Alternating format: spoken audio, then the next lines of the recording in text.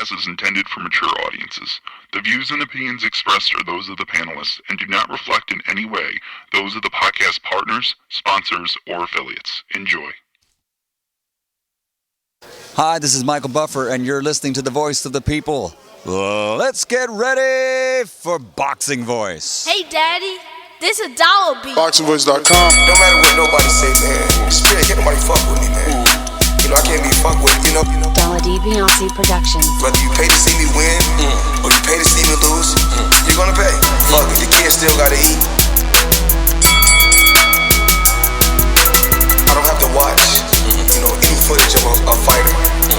I mean, because I'm Floyd Mayweather, everybody gotta watch me. I knew eventually I was gonna have to fight Oscar, but I feel like he was straight up and down, no special effects. ThaBoxingvoice.com. Canelo had the biggest deal.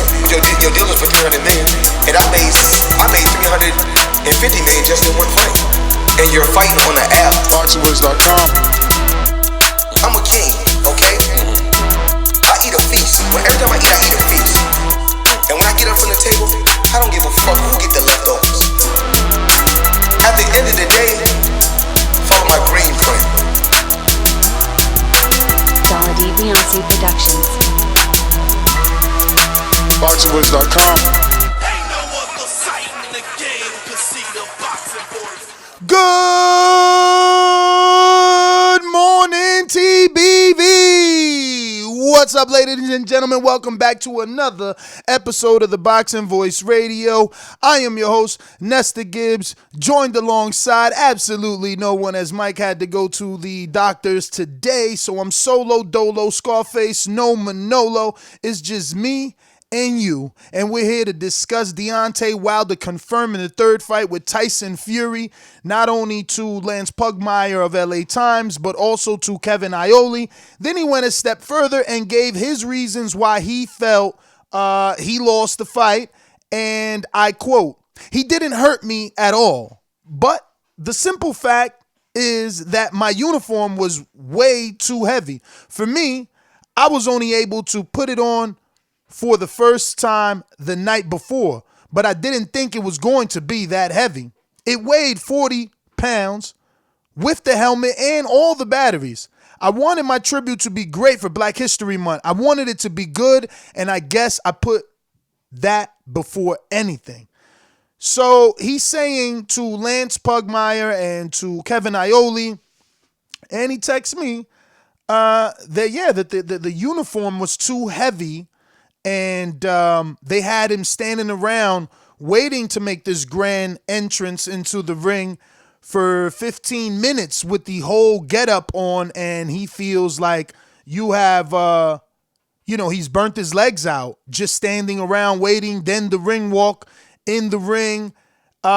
Listen, not the best excuse, but you can't make this up, right? I mean, a person would only say something like this if it was truly heavy, maybe, because it's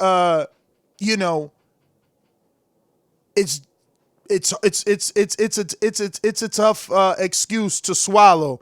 I don't know how heavy that mask is or the shoulder pads. I equate it to shoulder pads from football.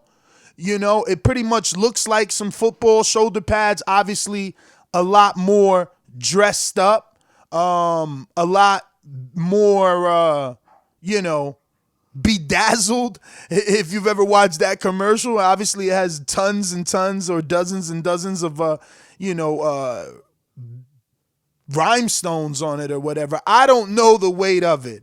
I was trying to contact a few strength and conditioning coaches, just to see what sort of stress could be put on the legs right before the fight if you were carrying 40-something pounds around. Just, again, trying to make sense of it and see how serious it could have been.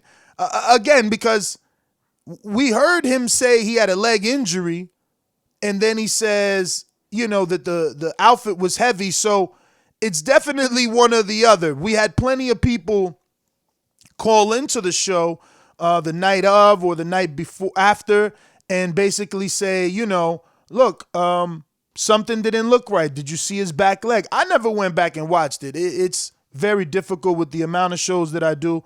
It's very difficult to go back and, watch the fights unless absolutely necessary. So yeah, man, I didn't go back and watch it. I didn't notice anything wrong with the leg. But yeah, not the best excuse, honestly. And that's why I believe it, because why would you say that, right? Like, it must have been heavy. I don't know how much of that played into the fight, though. You could be tired. It could get you tired, but did it take away your legs completely? I don't know, man. The only good thing to come from this is that there is going to be a trilogy. He does want the rematch. A couple of other news and notes to come out of these 2 interviews that he did with Yahoo Sports and with Lance Pugmire. Some very, very big details.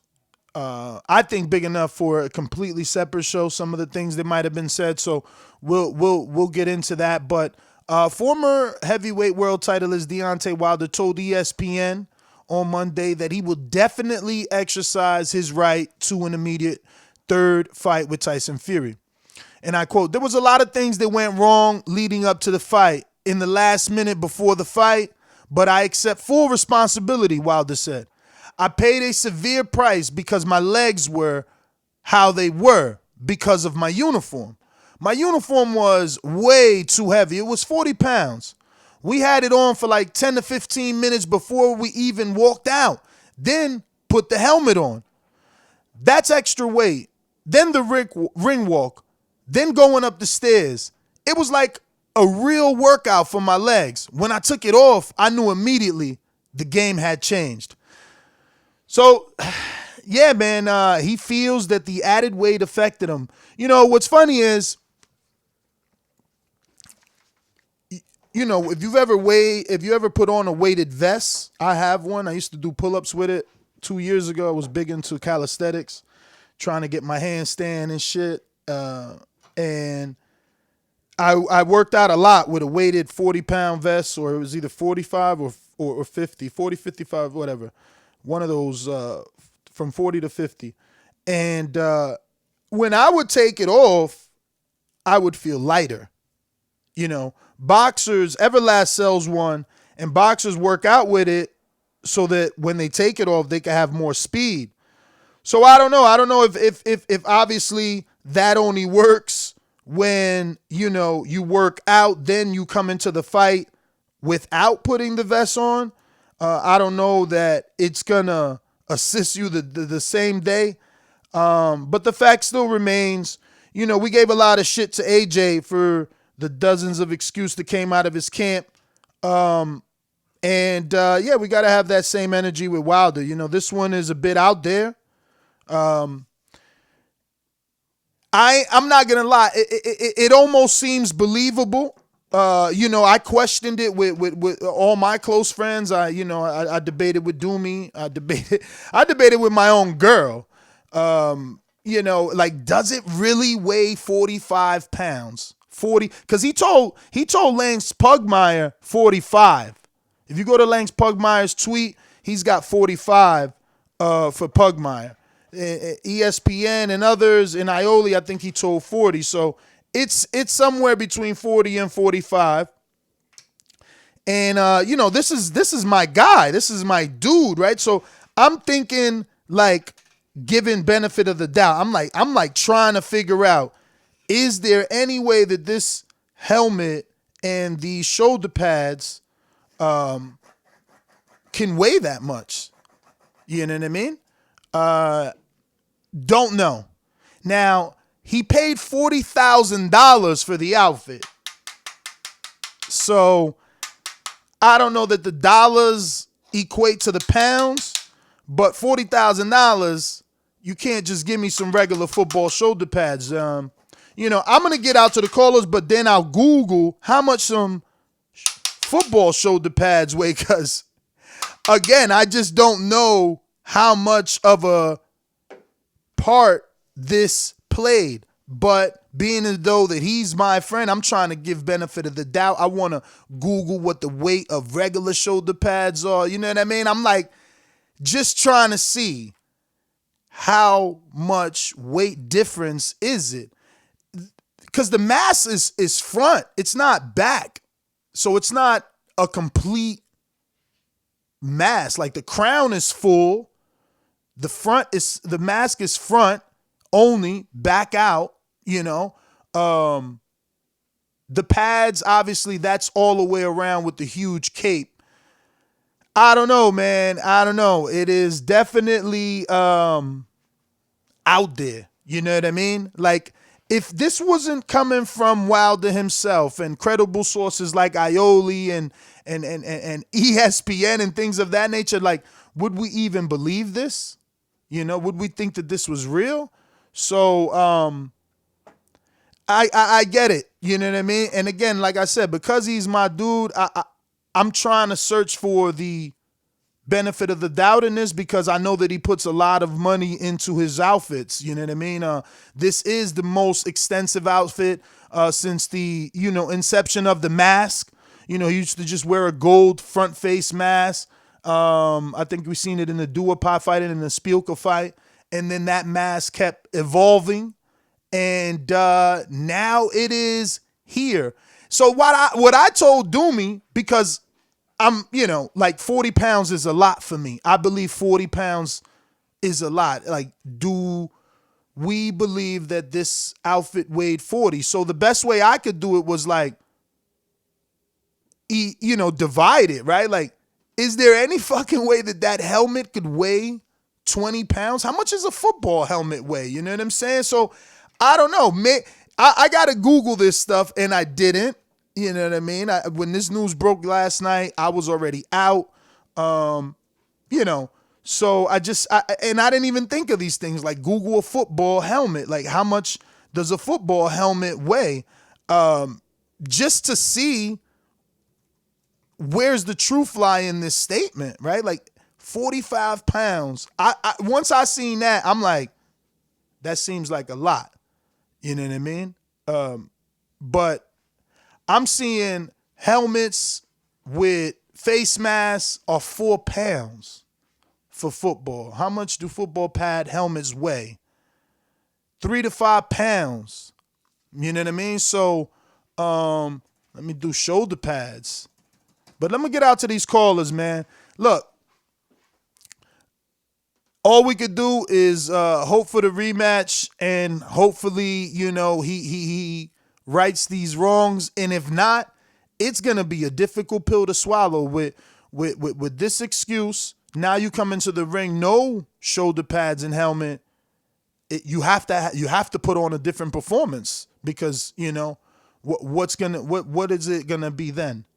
But let's go out to the callers. You know the number to call in, 1-425-569-5241. Press 1 time. Voice your opinion right here on the Voice of the People hotline. Don't forget, add Nesta Gibbs on Skype. Now, I see a tremendous amount of thumbs down, and that's fine. That's fine. I'll accept your hate, even though I'm here alone. I could have chose not to come. This was a very, out there excuse. I could have chose to hide, right? Not give you the platform to come. And you want to clown me. You want to call in and say, Ness, what's up with your boy? And you still hit the thumbs down. You don't want the show to grow, but you want me to be here every day. Now, let's think about that for a second. You don't want the show to grow because you keep hitting the thumbs down and not the thumbs up, but you want me to be here every day. How is that going to be financially feasible? If you want to laugh at me because my heavyweight champion made an excuse, maybe you should be hitting the thumbs up so that I can be here every day. I don't understand. But it's all right, that down and up. Let's, the people know that there is interest in the show regardless. I'll accept your hatred and your unfair treatment to your favorite podcast because you're here every day. That's the funny thing. You're here every day, but you don't want to help it grow. All right. We'll do that. Let's get on out to these sponsors. These calls are brought to you by El Camino Electrical Services, experts in electric vehicle charging stations. For consultations and turnkey installation, visit us at elcaminoelectricalservices.com. Remember to rate us 5 stars on iTunes. All right. Because of the overwhelming amount of thumbs down, I'm only going out to my friends, my Patreons. You know what I mean? All you other people that don't call into the show and don't support the show and don't hit the thumbs up, you'll just be waiting there, due to your little funny friends in the chat, My boys, people who call in every single day, you got nothing to worry about. All you one-timers that want to call in and get your thoughts off, today, the day when I got the most thumbs down, you probably won't make it, so don't waste your time. Civilian 11, what up? Good morning. Hey, what's going on, Nestor? Just bear with me. Give me a little bit of time, man. Can you do me a favor and on some show, whenever, please explain what Patreon is and how it works, all the boomerang and all that stuff in Skype, because I be trying to call in on Skype and it's just not working. And it is me. It is me, but I want to support, and I hear you talking about it. But when you say Patreon and all this stuff and boomerang stuff, I have no idea what that is. And I try to call on Skype, and I can't get through. So I need a L12 tutorial, if you don't mind. Just someday, don't have to be today. And also, I'd like to say that I do, even on shows that when I call in and I'm not on YouTube, I do go and hit the thumbs up on the videos that I don't watch. Next point, I've boxed. I was an amateur boxer for 3 years. I played rugby. I played football.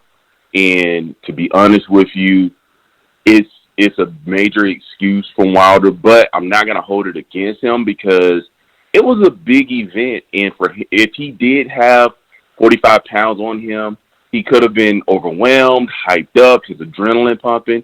And once he took it off, it was probably a wrap. So, I mean, at the end of the day, I feel like he probably should have just kept it to himself and came back in a rematch and knocked Fury out. And then my last point, all I want is just say I was right, because I was the only person, I feel like I was the only person picking Fury to knock him out 6th through the 8th round. But that's it. That's all I got, and I do appreciate it. No problem. Civilian 11, that's kind of a good idea. I think someone else asked for that, but maybe I got to do that. I got to do a TBV Patreon show where it's an entire episode explaining what it is. Never really gave that any thought. Makes some sense, though, Yeah, man. All right, so we're going out to those boomerangs, ringers, and masterminds. I kind of skipped y'all and went straight to Civilian 11, Just doing a lot in the background. Bear with me. No mic today. I'm all alone, so, I got to look up all these phone numbers. That's why I'd rather you call in on Skype, because you got your own name there rather than me have to fucking memorize your number or go into my Rolodex to write your number, because I like to address you by name, especially in the morning, right? Like, why not say, good morning, Civilian 11, right? Just like we will be going out to, let's see who's here with the status. Any masterminds? I see some boomerangs there. Ooh-wee, a lot of callers. Okay. Well, we're going to Arizona, Bomb Boxing, Boomerang, what up? Yo, what's up, man? How you doing this morning? How you doing? I'm good. Yeah, no, I read all that stuff that Deontay's saying. I can see having it on for that time, the weight causing a problem, but that's no excuse, and he knows it. He just, took responsibility, and regardless, you got to go in there and perform.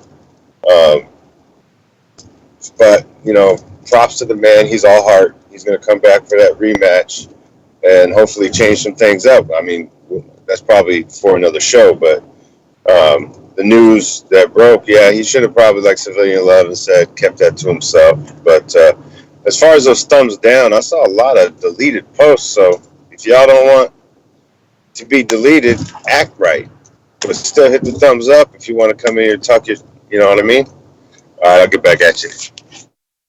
Bomb Boxing, thanks for calling in. We're going out to Boomerang in New Orleans. You know how these bitches is in the sport. Total disrespect.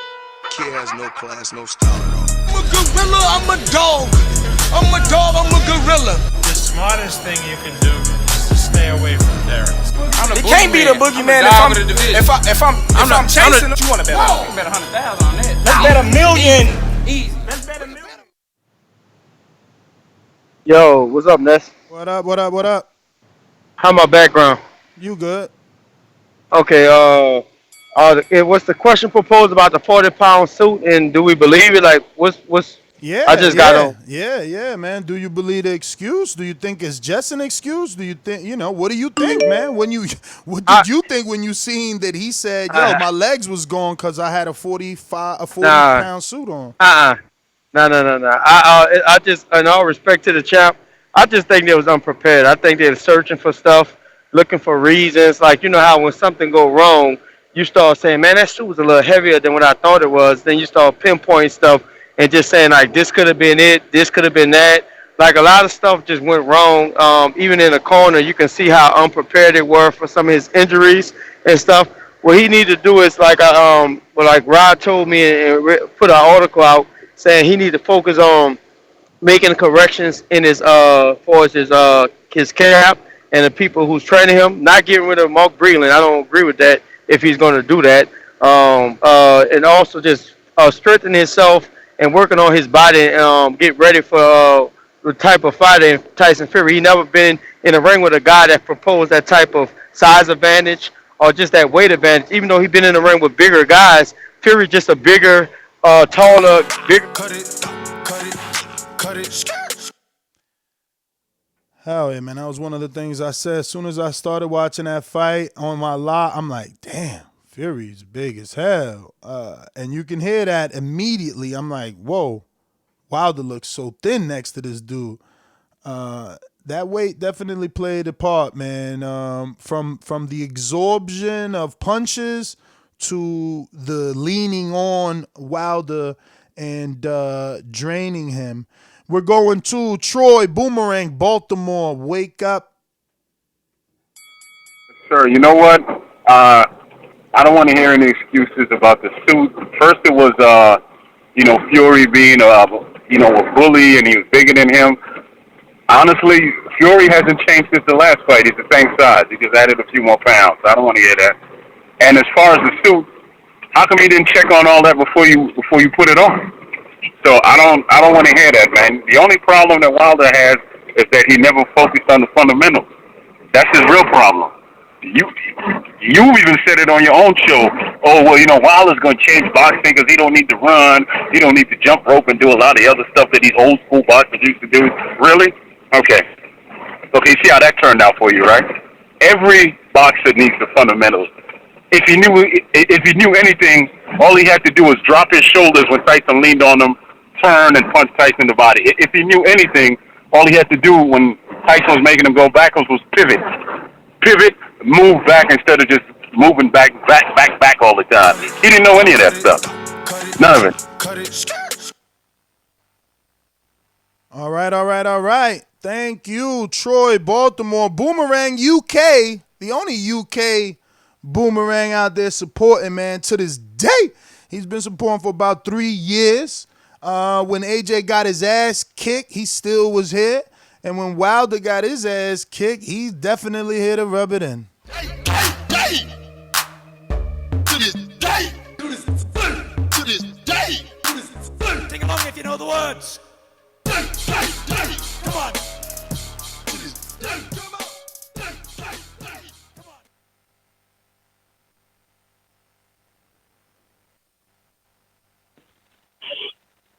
All right, I'm muted now. Can you hear me now? Yes, sir. Good afternoon in the UK. Good afternoon. Listen, I was gonna go in on Wilder. I was gonna actually take it easy with Wilder and his fans, but he keeps making it difficult, man. He keeps making it difficult. All these excuses, man. And what did he say? Fury didn't hurt him at all. He said that, right? Yes. You heard that, right? The quote is, "He didn't hurt me at all." Now, be honest with me. I know you're a Wilder fan, but can we? I thought Fury hurt him in the first fight. I thought Fury hurt him in the first fight. And you asked him face to face, and he denied it. Yeah, he told me he wasn't hurt in that fight. So, can we all believe now Wilder is delusional and he's not in touch with reality?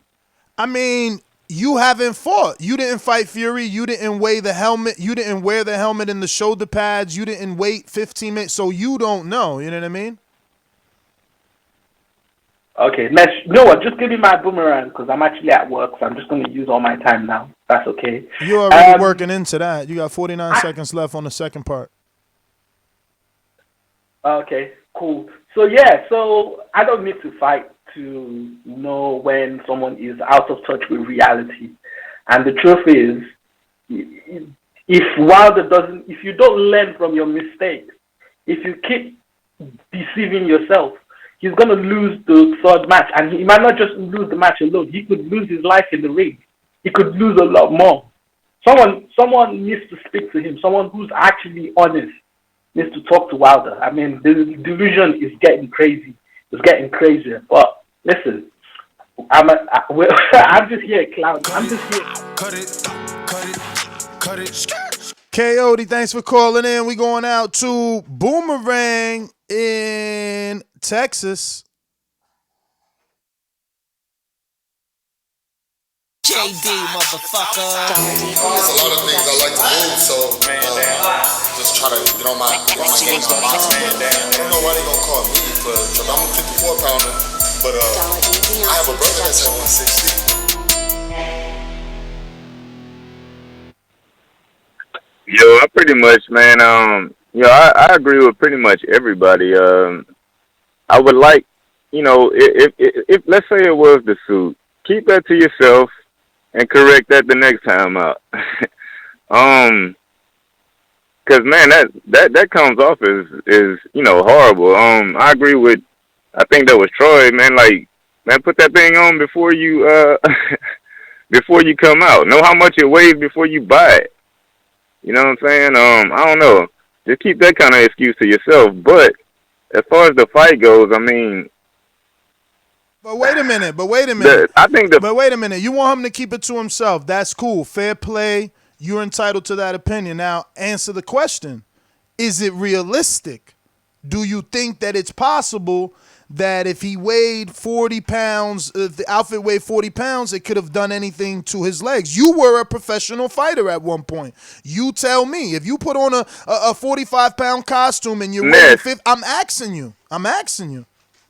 Ness, I never would think to wear a 40-pound suit to the ring, so I cannot answer that question. Only Wilder knows how that felt. You know what I mean? He's the only one who does that, like that type of dumbass shit. You know you're going into a fight, that's your fault. You know, if you know you're going into a fight, bro, don't overdo it. You know what I'm saying? Like, but anyway,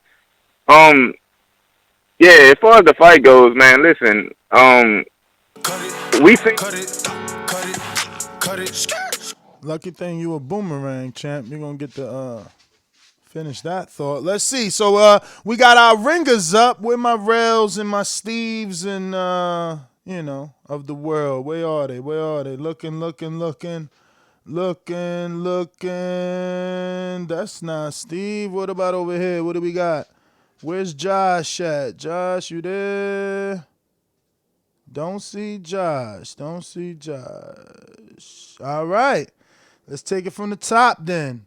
Damon, Texas. Yes. What up, champ?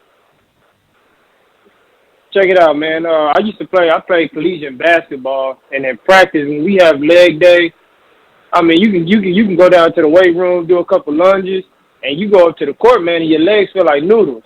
Now, me personally, I wish he would have kept that little excuse to himself. But, I mean, it's possible. It's possible, you know. And that's pretty much my call right there, man.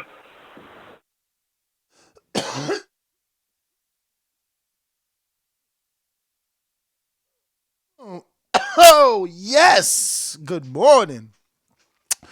What up, ladies and gentlemen? That is me coughing at you right in your ear with that flavor in your ear. About to bring you a special treat. So I'm going to cut out. Give me a couple seconds while I go talk to somebody that you're going to be happy will be on the program in a few seconds. So one momento. Hey, Daddy, this a dollar bill. ThaBoxingvoice.com. No matter what nobody say, man. Spirit, can't nobody fuck with me, man. You know, I can't be fucked with, you know. Dazn Productions. Whether you pay to see me win or you pay to see me lose, you're gonna pay. Fuck it, your kids still gotta eat. I don't have to watch, you know, any footage of a fighter.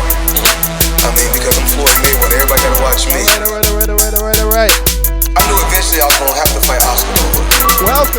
Welcome back, ladies and gentlemen. We got a treat on the line for sure. We want to thank, first and foremost, world-renowned trainer Ronnie Shields for coming on the show. Ronnie's had numerous heavyweights. Right now, he's training F.A. Ajagba, but we've known the legendary heavyweights that you've trained in the past. Ronnie, first and foremost, thank you for taking out the time to come on the show. And, Happy New Year. And we wanted to talk to you about this new what the detractors are calling an excuse for Deontay Wilder. I wanted to know where you lie with the fact that he's announced that the costume he wore in tribute to Black History Month in his ring entrance weighed 40 to 45 pounds, and that they had him standing 10 to 15 minutes before the ring walk, then the stairs. He said it felt like a workout, and that's why he lost the fight. What do you think? You've been in this game for many years, man. I'm not a fighter. I don't know. I've played football, so I know what shoulder pads and helmet weigh like, but not the ones that Deontay Wilder had on. How much of a factor do you think that played? Well, if it did play a factor, it's nobody's fault but himself. You know, he knew how heavy that costume was. You know, you can't sit here and tell me when he put it on, he didn't know how heavy it was. You know, you just put it on and you walk around and, you know, first thing you should have did was, if you knew it was that heavy, take it off. What you need it for? You know, don't make it as an excuse because, you know, it makes it look bad that you're complaining that you put a uniform that you bought and then you're blaming it on somebody else that they made you stand around. Nobody told you to put on that heavy-ass uniform. You did it yourself. What did you think of his performance overall? It sucked. Big time. From round one. You know, look, he came out and obviously, you know, I mean, to me, he didn't look like he was even in shape. You know, he didn't look like he trained one day at all. You know, he just, you know, Fury just came out and backed him up, which is the way he was supposed to fight Deontay. Back him up, put him on his heels, and that's what he did. And, you know, look, Fury had a game plan, Wilder didn't. Simple as that. Now, there's not rumor. There is heavy headlines suggesting that he is not happy with Mark Breland and that Breland may possibly get the axe for throwing in the towel. What is your thoughts as a trainer? You've seen the condition and the state Wilder was in. What is your thoughts on what took place? Well, I think Mark did him a big favor. Mark probably saved his life. He said he wanted to see a body in the ring. It could have been his body in the ring. You know, and you know, the thing about it is to blame Mark for looking after your best interest. I mean, think about that. You blame somebody for helping save your life, and you want to go out and use shield. What does that mean? That means look, if you get knocked out in that ring, okay, so it's over, the fight is over. But to take a beating, look, we lost 4 people in the ring last year because taking a beating and, getting hurt to the point to where they never recovered. That was about to happen to him. I would have stopped it 2 rounds earlier. If they mad at Mark, they would have really been pissed at me because I would have stopped it two rounds earlier because he had nothing. He absolutely had nothing. And for everybody else that was in the corner who's complaining about, what they hoping is that Deontay would have just hit him with the right hand and the fight would have been over. No, that wasn't going to happen just past Saturday night. Obviously, that wasn't going to happen. He didn't have the legs to stand under him to do it. And what Mark really did, they should be praising Mark, not degrading him. Now, Ronnie, can you just list off some of the heavyweights you trained with in the past? I know, we should know this stuff, but I guess entertain our younger listeners that may not have been around the boxing world for that long. I just want people to know the heavyweight resume, why your experience and your opinion is valid. Well, I've worked with, Evander Holyfield, Mike Tyson. I've worked with Michael Moore. I worked with Tyler Biggs. I worked with Andrew Galata, David Tour. I worked with several other heavyweights, but Now, obviously, that's all I can think of right now.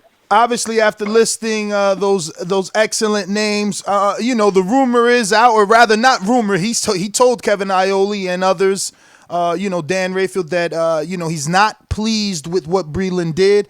He said that they spoke about this numerous times throughout their union together, and he told them, no matter what, don't ever throw in the towel because he's a puncher and he can always come back from behind. Now, how would you receive that? You and your fighter have this conversation before that particular night ever presents itself. Do you just tell him what he wants to hear the night of and do what you need to do the night of? Well, it goes this way. If you have a heart, then what you're going to do is you're going to say, you know what, man, my guy has taken a beating, and I'm not going to sit back and watch him take that beating. No matter what he says, I'm not going to do it. And, that's exactly what Mark did. Here's the problem that I see in the sport. You got so many guys in the sport that has never been in the ring before. They don't know what it's like to get hit, to take a beating, and even to get knocked out. So, you got guys in the corner that don't even know what to do, basically. And they're looking at one guy, and that's Mark Breland. And so Mark is saying to himself, this guy could really die in that ring. And it's not like it haven't happened before. But no matter how much heart a man has, still, you have to understand that if I see you taking a beating, and I tell my fighters this all the time in the gym, I don't care if you want to go out on your shield. That's strictly up to you to go out on your shield. But my job is to protect you, the fighter. Now, if I feel that the fight needs to be stopped, I'm going to stop it. If you don't like it, then you know what? Go find somebody else that don't give a damn. Simple as that. Now, what's your thoughts on JD's, who had the opposite response in the post-fight interview? He said something like, I'm not on board with Mark. He asked me about stopping it, and I told him no. And they had something about they spoke about it beforehand. Did you hear any of those comments? I mean, I have it, but I don't know how it's gonna sound if I play it and you're listening on via phone. No, I read about it. I mean, I know I know everything that JD said. I know what they talked about, doing, whatever, watching another fight, and the guy threw the towel in, and they say, oh, I don't want to go out like that, blah, blah, blah. But you got to understand, again, being in this sport, and if you've never seen a tragedy in the sport before, then it's hard for you to understand. But to see a man suffer,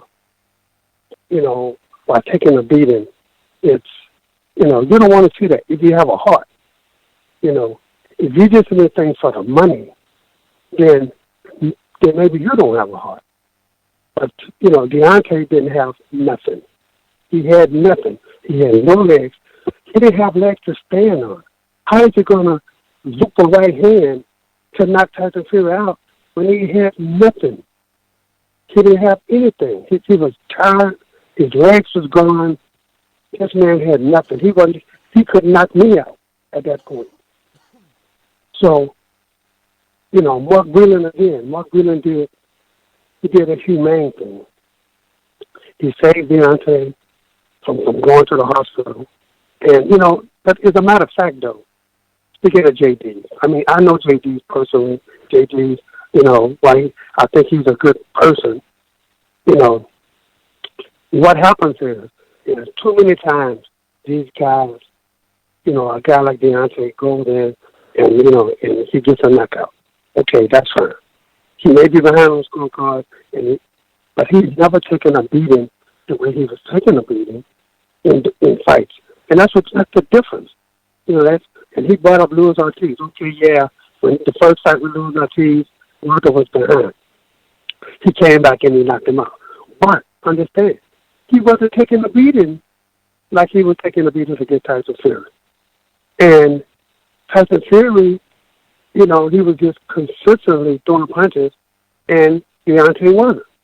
So at that point, when they had him in the corner, and Tyson Fury was just throwing punches and landed every shot he threw, as a human being, you got to say to yourself, why let him get beat up like that when he can always come back another day? So, like nobody else is thinking that way. They're all thinking about only takes just one punch. And that's the problem with that corner, is they know Deontay has the punch, but it just wasn't there on Saturday night. And Rugby being, not only a highly decorated amateur, but a highly decorated professional fighter also knows what it's like to be inside, to take punches, and to know when you just don't have it that night. You don't have it that night. So you know what? Now Deontay can live to fight another day. Now, what do you see as a trainer from the outside looking in? This is now his 44th performance, and he's 34. His detractors are in the comment section as we speak saying there's no way at this age anyone can turn it around. Do you think that he needs a new trainer, and is it too late to turn it around? Well, everything is going to be about his mindset. Is he going to be glove shy when he gets back in the ring? You don't know. That's the thing. Everything is up to him. Is he going to be the same when he comes back because he did take such a beating? Or, is he going to be scared to get hit again? That's the thing that we don't know right now. But let me tell you something. The problem is, you heard this a plenty of times, it's a lot of chiefs, but it's no Indians. And everybody wants to be a chief, but they don't have the experience to be a chief. Mark was the most experienced guy in the corner, okay? But they didn't even have a cut man. JD is not a cut man. A lot of things happened in that fight that probably could have been avoided. But, number one, you should know not to put on something that weighs 45 pounds and walking around for 15, 20 minutes. That's number one. Number two is, in doing the fight, when his ear was bleeding and then he was spitting up blood, I never seen him take the mouthpiece out. I never see them, hey, is your jaw okay? Maybe you got a broken jaw, anything. But, your corner has to be up to par for every situation, but no experience cut man in the corner. So, the ear kept bleeding. I never seen him do anything to try to stop, to even see if it was a cut or maybe it's an eardrum. And let me tell you something. Being a fighter myself, I fought, and I got my eardrum busted in the first round of a fight. And let me tell you something. It does. It knocks your equilibrium. It's really bad. But it depends on the seriousness of how it's busted. But the thing about it is this. You got to have people in the corner to know when you tell them, hey, man, this hates, that hates, or whatever. I never heard Deontay say a word. But I seen him open his mouth one time, Mark was soaking to it, and all I could see was blood coming out. But I never seen nobody take a mouthpiece out, say, hey, man, is your jaw broke, your jaw hurt? Something, That's nobody asks questions, And at some point, you have to question it and say, hey, why isn't there experienced cut man in the corner from the very beginning? And asking these questions. That just, it's a lot of questions that need to be asked in that corner. And as JD said, he's the head guy. So the head guy is responsible for the corner. So if you're responsible for the corner, but you don't have a heart to say my guy is getting his butt kicked, to stop the fight, then that's a problem. That's who needs to be out of the corner. Mark is the only guy that needs to be in that corner, and Mark is to pick him a team to help him, an experienced cutman and another trainer who has experience to be with him in order to get the corner right from the very beginning. So now what about the teams that say, these are the people I started with, like AJ, we fall together, we rise together. I'm not firing anyone, I'm keeping this team, even if you think they're inexperienced. Well, but I understand this. He had a lot of success. Coming up, and he did. But again, it's strictly up to him on what he want to do. But at the same time, again, JD is not a cut man. He's never been a cut man. He's never said he was a cut man, but he's acting like a cut man. So the thing about it is this. That's up to Deontay Wilder on what he want to do. But if you get rid of the most experienced guy in your camp, then you got a problem. Now, if he's getting rid of Breland, do you recommend he brings someone else in? And I'm going to tell you like this, right? I've seen footage of him doing pads with about 5 or 6 different guys in his training camp, okay? Not one of those guys, not even JD, has ever been in the ring before, ever. I've seen JD put the body bag on. I've seen him do the pads and doing this. But, the funny thing is that when you're watching this stuff, right, but you don't see that in the ring.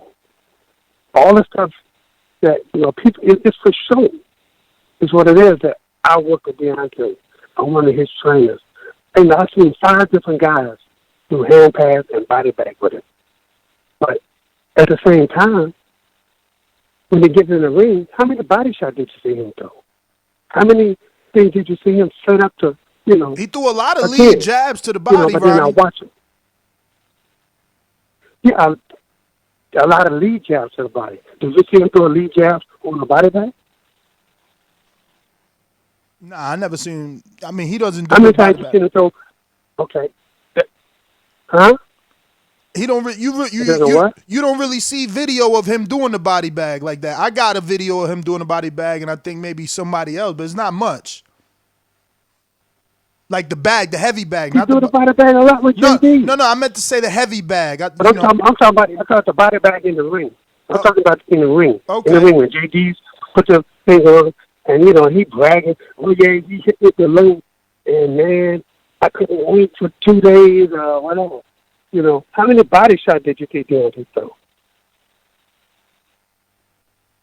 I ain't talking about jabs. I'm talking about body shots.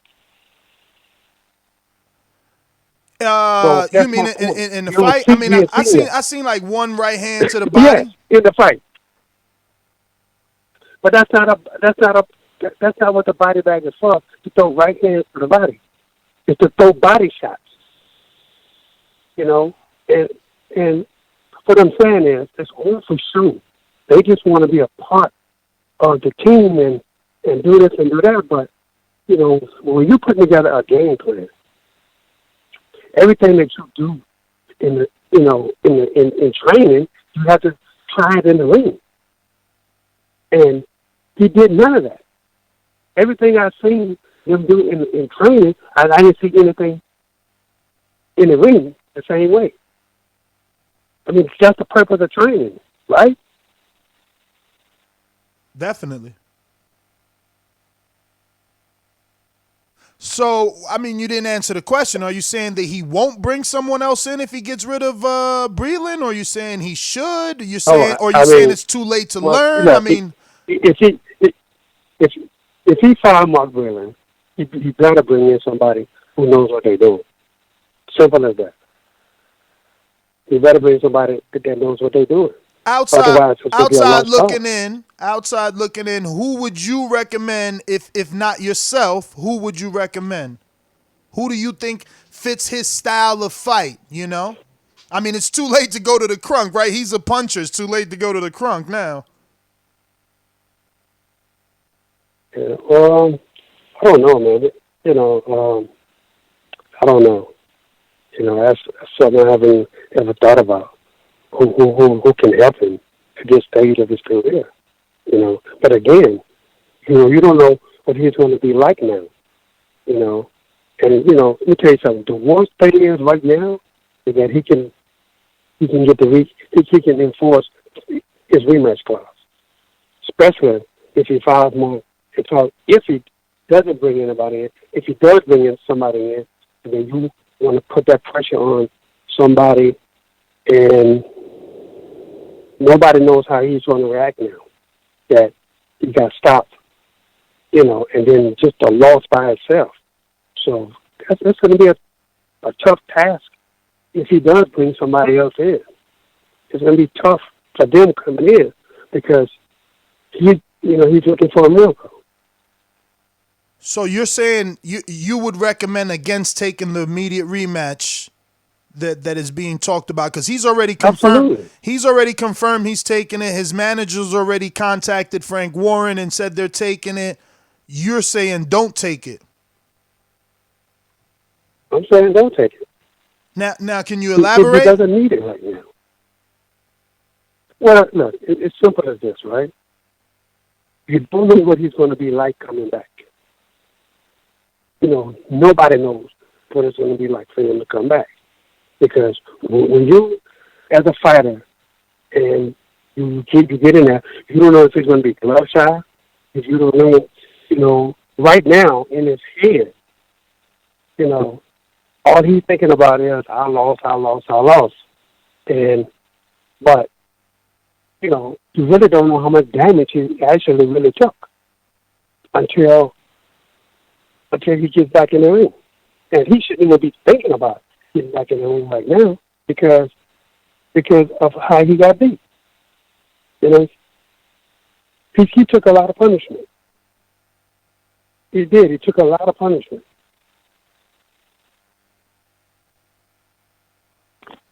All right. So him coming back, man, it's just way too early for him thinking about a rematch. Why would you think about a rematch right now when you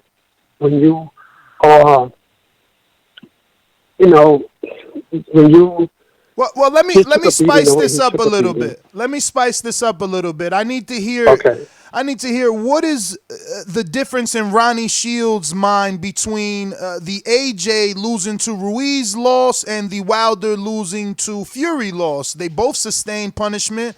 They both went down. I think AJ went down 4 times and Wilder went down twice. Well, understand. He didn't take a beating. AJ didn't take a beating the way Wilder took a beating. That's number one. Number two, he fought like a year later, and so 6 months. It was the June 1st, December 7th. Okay. So, but the thing was, is this a different kind of beating that he took? AJ didn't take he got hit with some shots, but at the same time, his fight was over a lot earlier than Deontay. Deontay was just taking shot after shot after shot, and AJ didn't. He got hit with some shots. He went down. Okay, yeah, fine. But at the same time, look at Wilder. Somebody told me the other day that they think he got a fractured jaw. I don't know if that's true. But if it is true, how long do you think that's going to take to heal? Because you can't talk about going right back into training 3 months from now with a fractured jaw. Now, Bob Arum is saying they're thinking October, September. I don't know that they're trying to get on that September Independence Day, make a big pay-per-view weekend in Las Vegas out of it, but he did mention they're trying to do October, September, but there was a contracted date for June. Summer of June, July is what the contract stated. But now, I guess because of injuries or marketing, he's saying October, September. Does that change anything for you in terms of accepting the rematch? Absolutely not. He needs way more time. He needs way more time than that. He needs a lot more time than that, man. But again, for me, if I had a say so about it, I would tell him, look, man, let's take another fight, get to where we are right now, to get back, and then you can always go back and say, you know what, if you guys want to fight again, then let's do it after this. But let's see what he looks like later. But it's way too early. It's way too early for him to even be thinking about Tyson Fury. He shouldn't even be thinking about it right now. He should be thinking about his health, about getting back strong, Then he shouldn't even be thinking about boxing right now because it just doesn't make sense. But isn't that the mentality of a fighter and the mentality you want your fighter to want to get that get back? I mean, and I'm not kicking dirt on Abner Mars, but he never gave us the rematch with Johnny Gonzalez. He doesn't even speak of it. Absolutely. Well, because he don't want it. Well then, all right. So then, would you rather say Wilder doesn't want it and chuckle, or would you rather say he does? Well, I don't know. I mean, as a trainer, what mentality do you want your fighter to have? To not want it or to want it? Well, look, as a fighter, I want him to want to fight, but as a human being, I want him to think about it, go on vacation, do whatever you got to do, relax, think about it, and say, you know what? If I'm going to continue in my career, the next best thing for me to do right now is to bypass the Fury fight, and see where I'm at mentally when I get back in the ring. I don't want to get right back in the ring with Tyson Fury, knowing what I just been through. Now, listen, That's Ronnie. being smart. I'll be honest with you.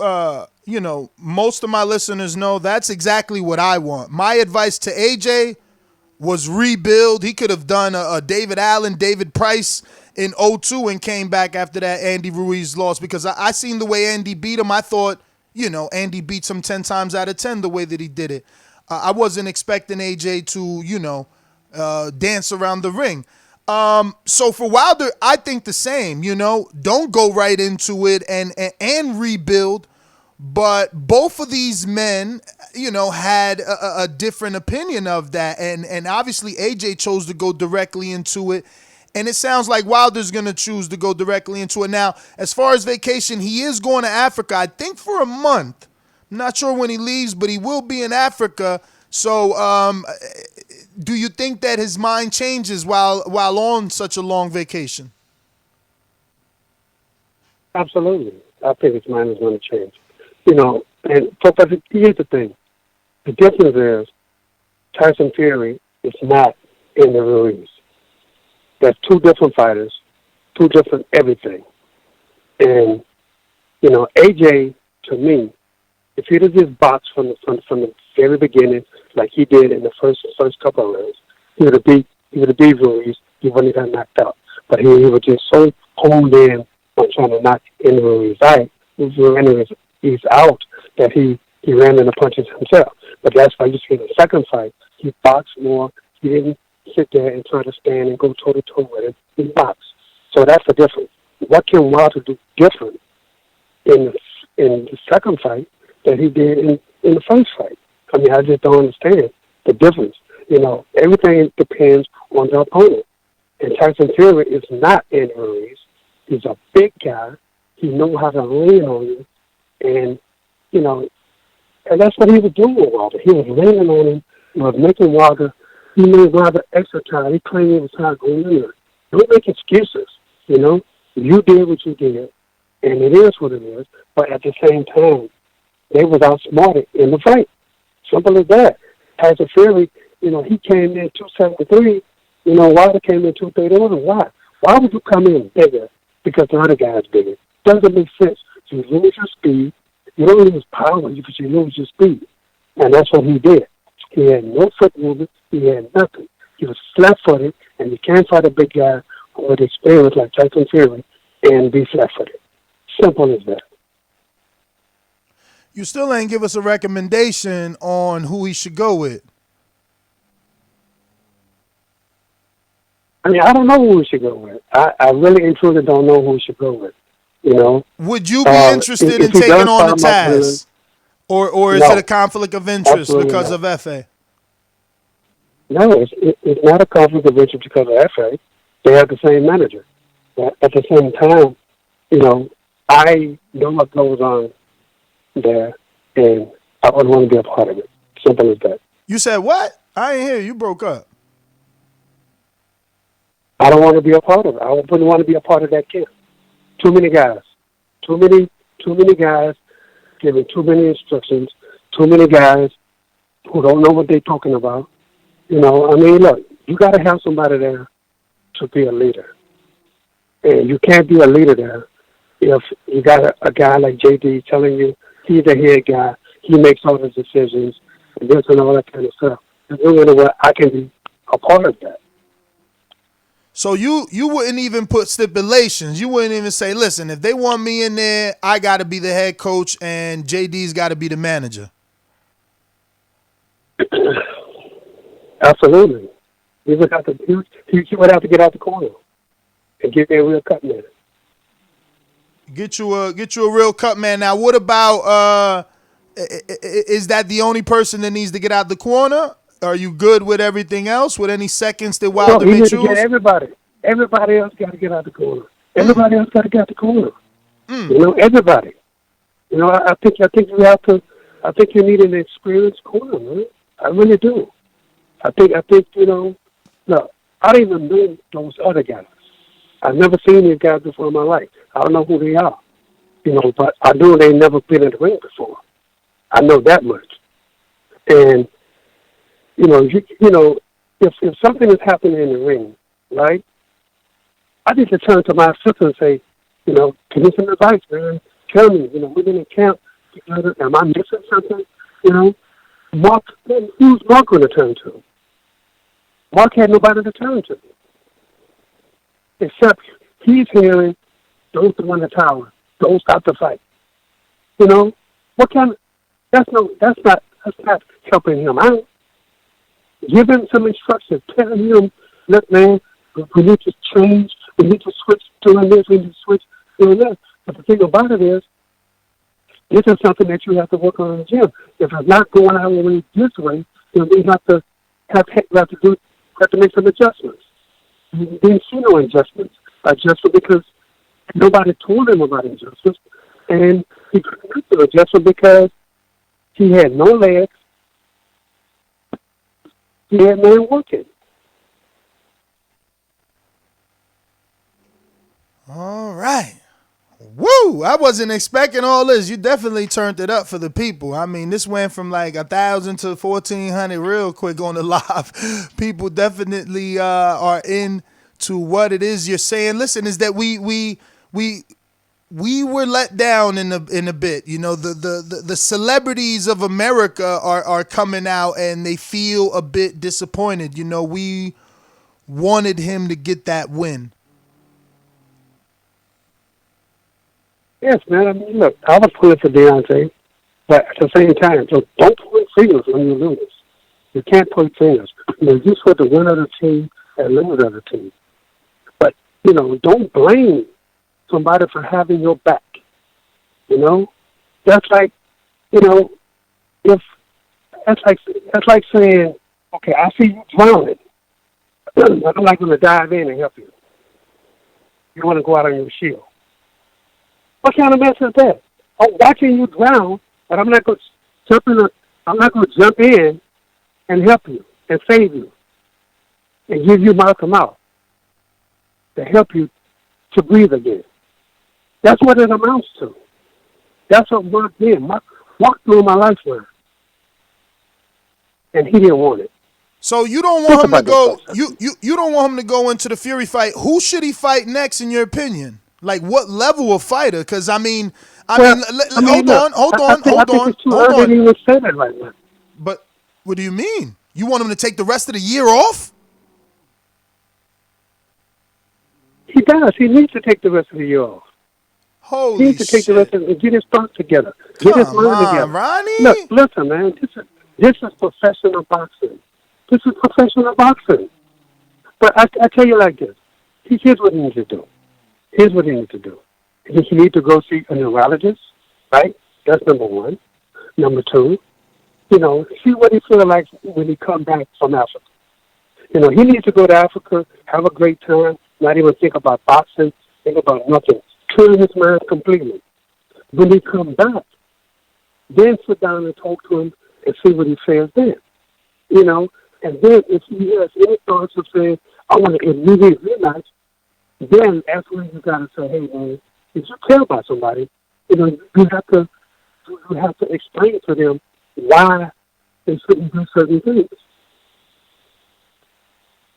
But at 34, if you pass on this rematch clause, 34 is not old.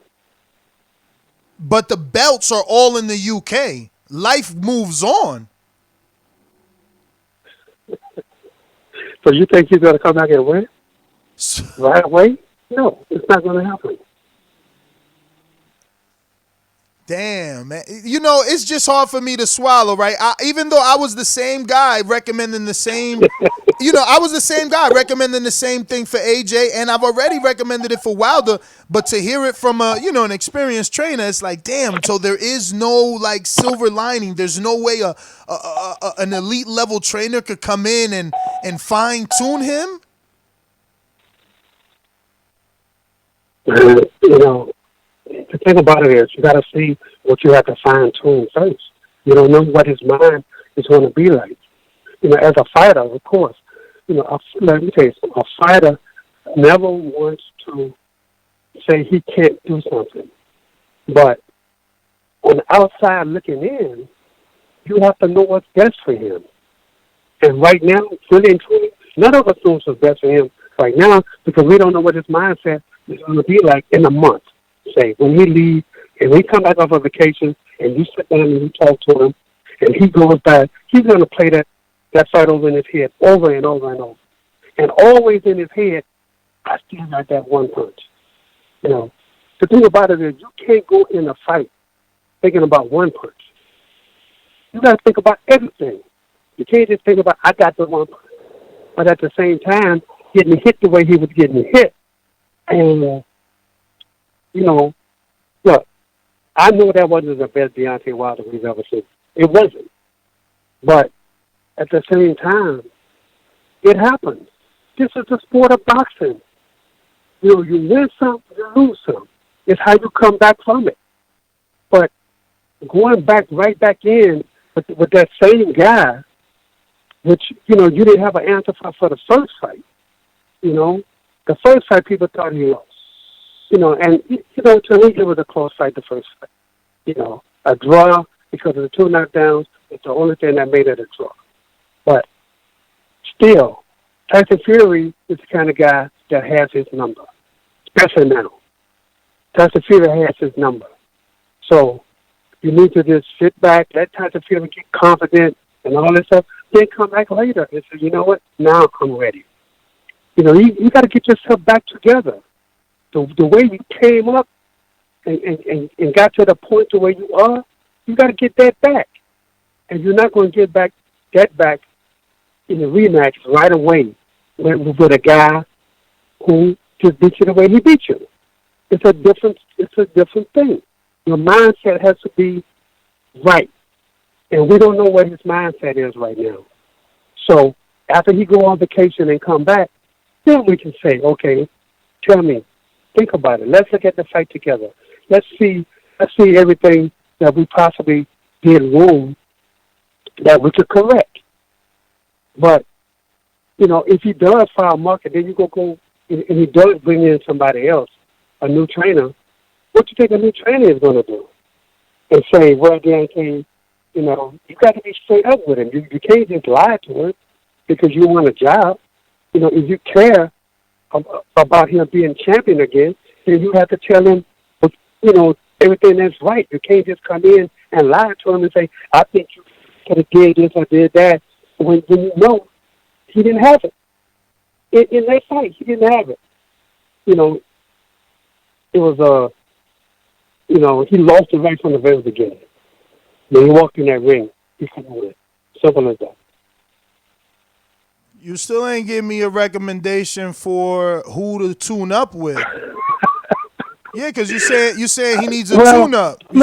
What kind of level tune-up are we talking? Okay, because you're not understanding. Like, wait a minute. Okay. I just want you to understand this.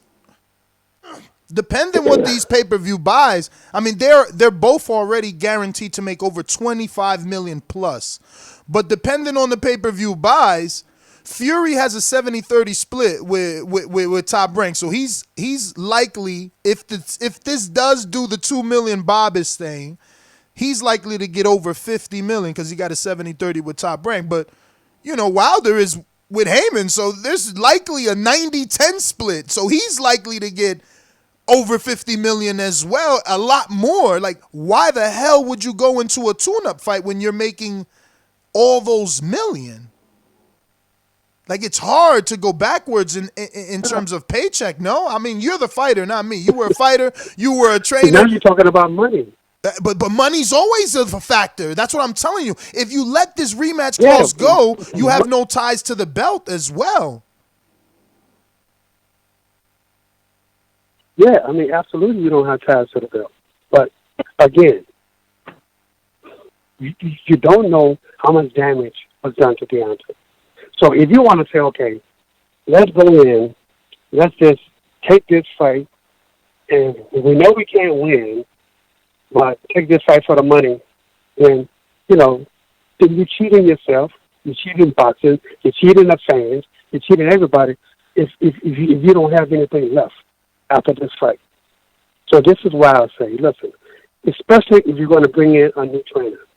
If you're going to, let's just say he said, come on, okay, walk to the fire, blah, blah, blah. Okay, now I'll bring in somebody else. Or I'm going to just keep my present team. Okay? Let's just say he keeps his present team. He's not going to bring in anybody else. Then, what are they going to do different than they did the first time? I mean that's for JD's. And if you don't have another voice, maybe they'll listen to Breland more, right? Maybe they'll listen to Breland more. If they don't get rid of Breland, like you said. If he get rid of Breland, and he don't bring in a new trainer, what's going to be different? Yeah, I mean, I wouldn't expect him not to bring someone else in if he got rid of Breland. I would hope he would bring someone else in. But the thing about it is this, right? If you bring somebody else in, okay, and he's not the head trainer, JD is still the head guy, then what kind of say-so are they going to give this guy to come in and say, well, if this guy say, well, look, I don't want you doing the pass, I don't want him doing the pass, I don't want him doing the pass, I don't want him doing the pass. Not necessarily, right? Because Stuart Hill was given all the rights, right? Like Tyson said on many interviews, he wanted Ben Davison to be there. But we had, Mr. Hill on the show, and he told us that, Tyson said he wanted Ben to be there, but he was always coming in to be the head trainer. So, I'm sure that those are negotiations. Look, I'll come in, but you got to listen to me. Yeah, they are. That's negotiations. Right. But until that happens, then we don't.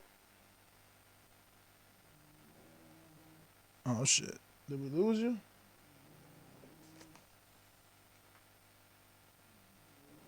Oh.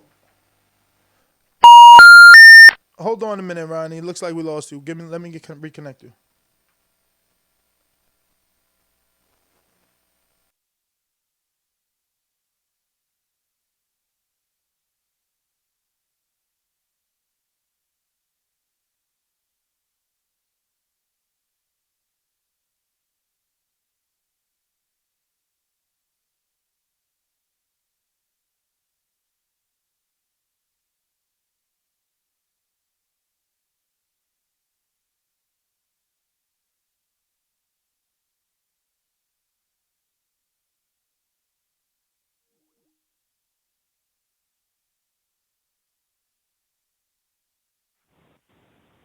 Shields, you there?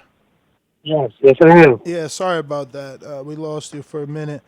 You were in the middle of saying? Yeah, I'm saying like this. Deontay Wilder is not an old guy. He's 34 years old. It's not like he's been taking beatings every fight or something like that. This is the first time. So here's my point. I'm saying is this. He got time. Time is on his side. Time is on his side. So why go right back into a rematch when, you got to get yourself back together, and then you keep saying, who should he fight? I don't know who he should fight. I really truly don't know, because I haven't even thought about who he should fight coming out. But it shouldn't be a number one or number two guy. It should be maybe a 5 or 6 guy, 7 or 8 guy, something like that. So what I'm saying is to just give him his Would you accept Andy Ruiz, or is that too much right now? Yes, I think with Andy Ruiz's style, it would be easier for him to fight a guy like an Andy Ruiz, guy that's going to come forward, who you don't have to look for, that's not a big threat. As far as, you got the reach, you got the power, you got everything, and and Andy is coming off a loss, and he's obviously going with a different trainer himself now, so Andy probably wouldn't even want to take that fight right now because, trying to get used to whoever it is now that's going to train him.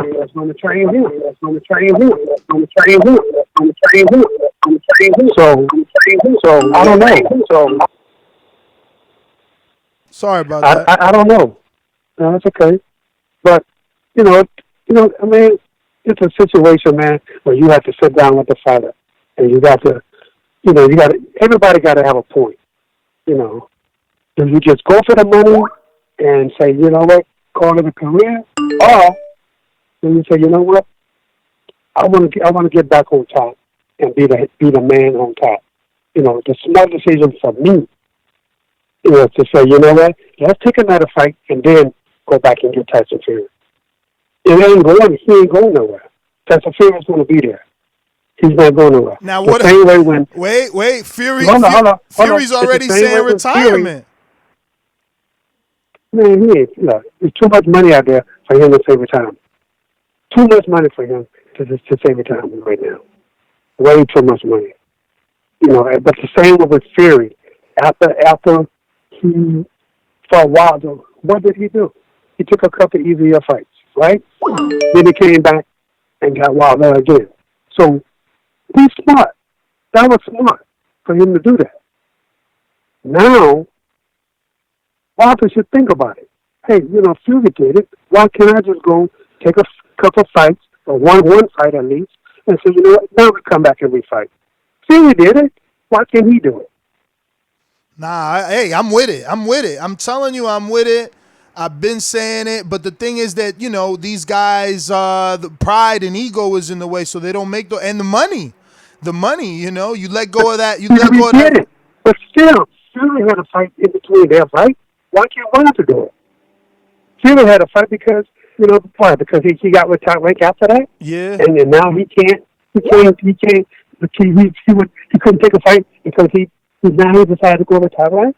No, it don't work. Yeah, but that's what I'm saying. For Fury, if you don't want to fight me now, why would I wait for you? I'm moving on. AJ's out there.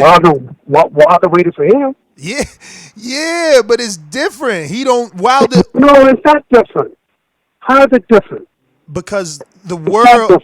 No, it's not different. Because you said you thought Tyson won the first fight, so that's why Wilder waited. He wanted to correct his wrong. Tyson thought he won. Wilder wanted to correct his wrong.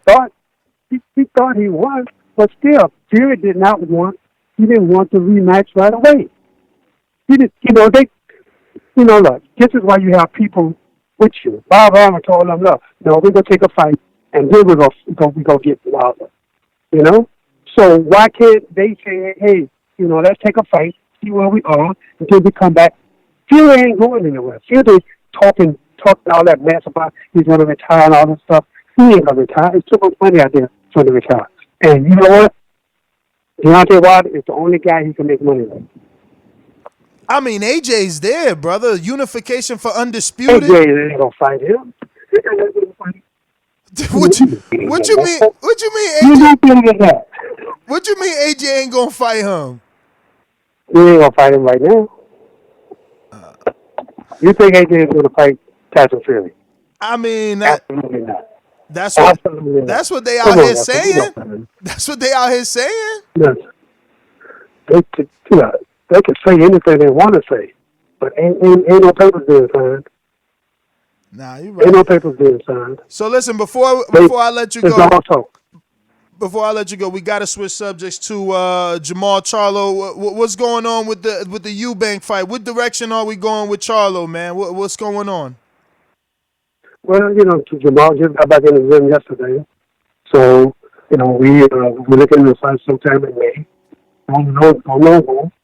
So we're going to get some with an opponent, and then we'll start working that way. And what could you tell us about the possible Eubank? Is that who you're training for? Who you got your mind on, or? Actually, right now, we don't like I say, Jamal he just got back in the gym yesterday, and so we,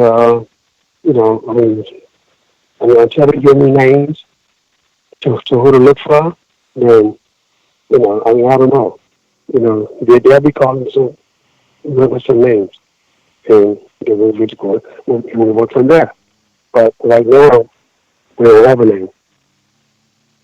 And while we have you, obviously Efe Ajagba suffered his first bit of adversity, got off the canvas to knock out Kalides. And it seems like you guys are moving him faster than what you originally told me. I mean, he's definitely moving up. Yeah, I mean, look, he feels good, and he wants to fight good guys, so that's what we're doing. So isn't the next guy Kajanu? Yes, next week. Next week with Rajvan Kajanu. Now, is there any pressure? I like to put pressure on you guys, even though you don't hear about it. But I mean, it's like, Kalides was a common opponent with Hunter and others. Now you're fighting Kajanu, who's a common opponent with a up-and-coming prospect heavyweight / contender that people have been comparing Ajagba to for a long time, and Daniel Dubois. You know, we're kind of expecting that fight in the future, and that's a common opponent. So are we looking to make a statement, or is a win a win? A win is a win, you know. Boo! You know, to think about it, look, hold up. To think about it on this fight, you know, is, you know, we went through like about 4 or 5 opponents before finally settled on one. You know, they had about 3 or 4 guys turn the fight down.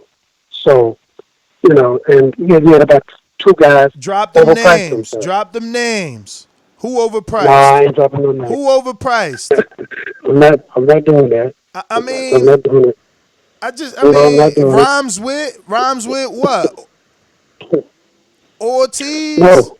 Kaufman? I'm not doing it. Areola? Actually, is sparring Travis Kaufman. We're going to spar in about 10 minutes. We get ready to spar with Travis Kaufman. Okay. So it's not Travis Kaufman. So it's not Travis Kaufman. We gotta go down his list then, man. No. I mean, are we talking about guys above him or below him? Like a Dominic Brazil? You're not ready for that, right? No. Soon, really soon, Ajagba will be ready for anybody. So you're saying Carlos Takam turned you down? Huh? You said Carlos Takam turned you down? Takam? I don't even know him. Oh, Carlos Takam. He's been in the ring with AJ. He's just. I know who he is. I know who he is. So now that name never came. That name never came up to us. I'm just fishing. Listen, Ronnie, man, I want to thank you obviously for your time. I know you got sparring right now. Appreciate you coming on the show and really liven things up.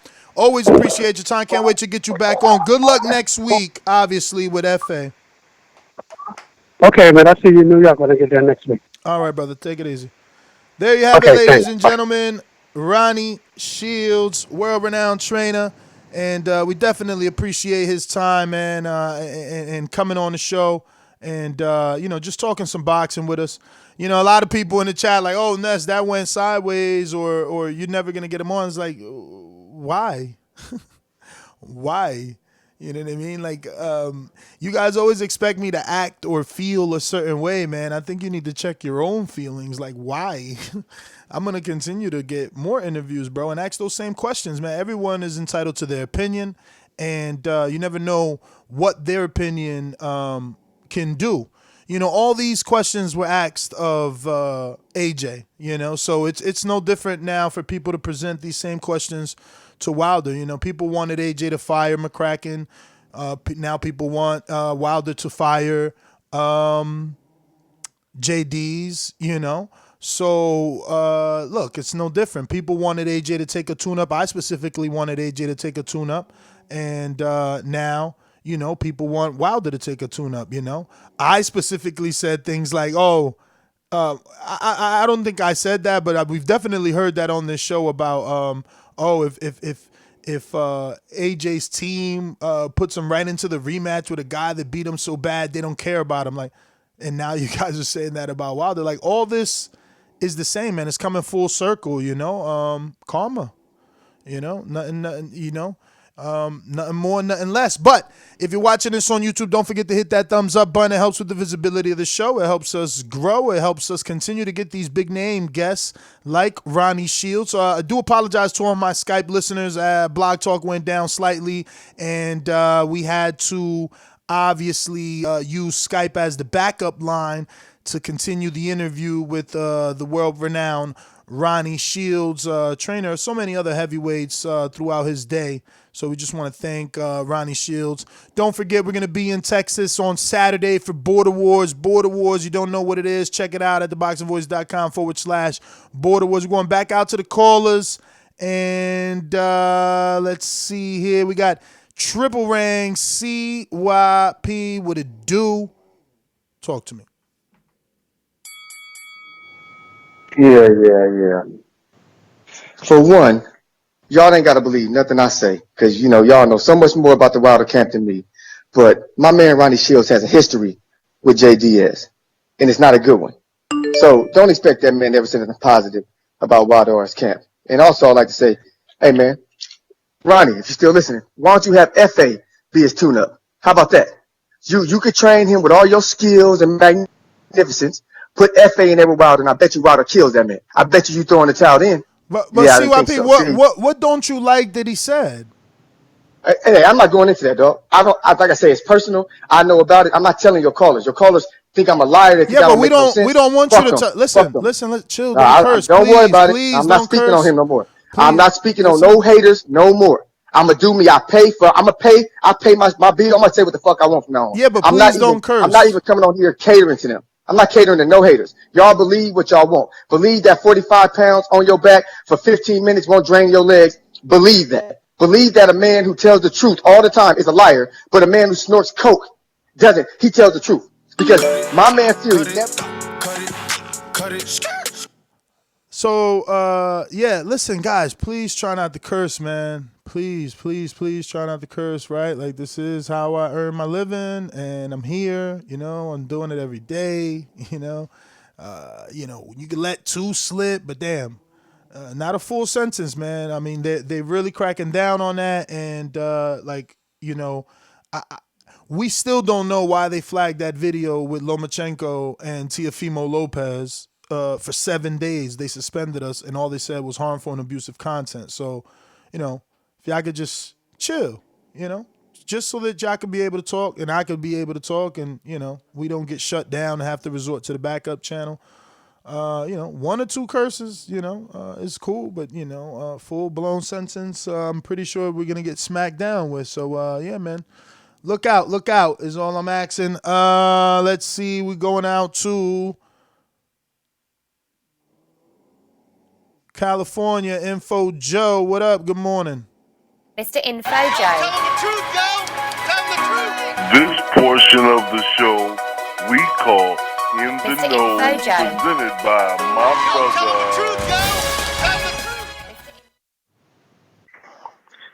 Yo. Joe, what up? Great show, man. If you hear me clear? I mean, you kind of breaking up big time. Hold up. How about now? Yeah.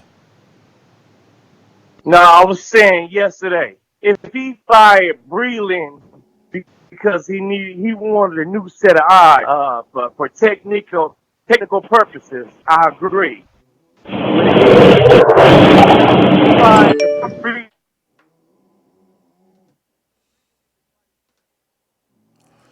Joe, man. Joe, start over, brother. Start over, man. A couple of these guys jumping on, and they are, we got the background noise, so I didn't hear you there. How about now? Yes. No, I was saying yesterday, if he fired Breland because he wanted to get a new technical trainer, I agree.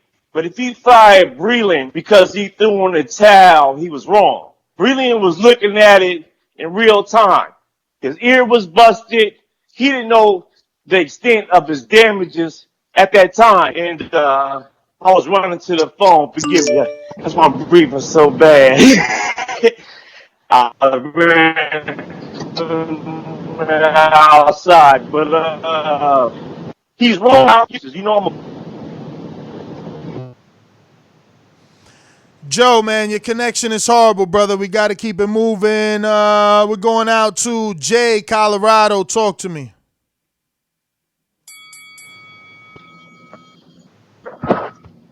Hey, real good, Ness. Can you hear me? Yes, sir. Yeah, I just want to say first and foremost, what dude was saying yesterday, I think he's from the UK. He's basically saying the same thing Ronnie said. Like, basically, Wilder got too many yes men in there. JD's, if you tell your trainer, let me go out on my shield, you should never say, okay, like the first job of a trainer is to protect the fighter. So dude was about to throw in the towel. He over there thinking about bro's kids. He just saw bro walk in with his wife. Like, what are you talking about? Don't throw in the towel. Like, I was looking at Deontay. Ronnie Shields said they should have stopped it 2 rounds earlier. I feel the same way. Like, man, like how can you expect somebody seeing you get killed in the ring after I seen that Dazn fight? And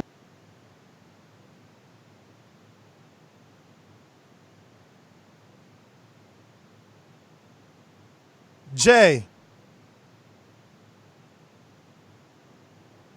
in Colorado.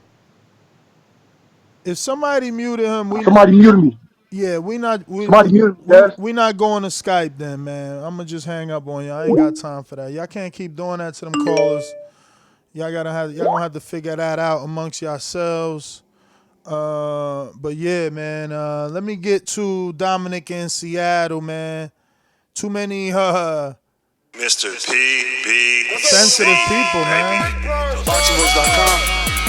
I'm the flyest. Canelo talking about he believe he can win. Go to my kitchen. Get the sharpest knife and cut the bullshit up. I don't care what you do good. I do every fucking thing great. Mr. PBC, baby.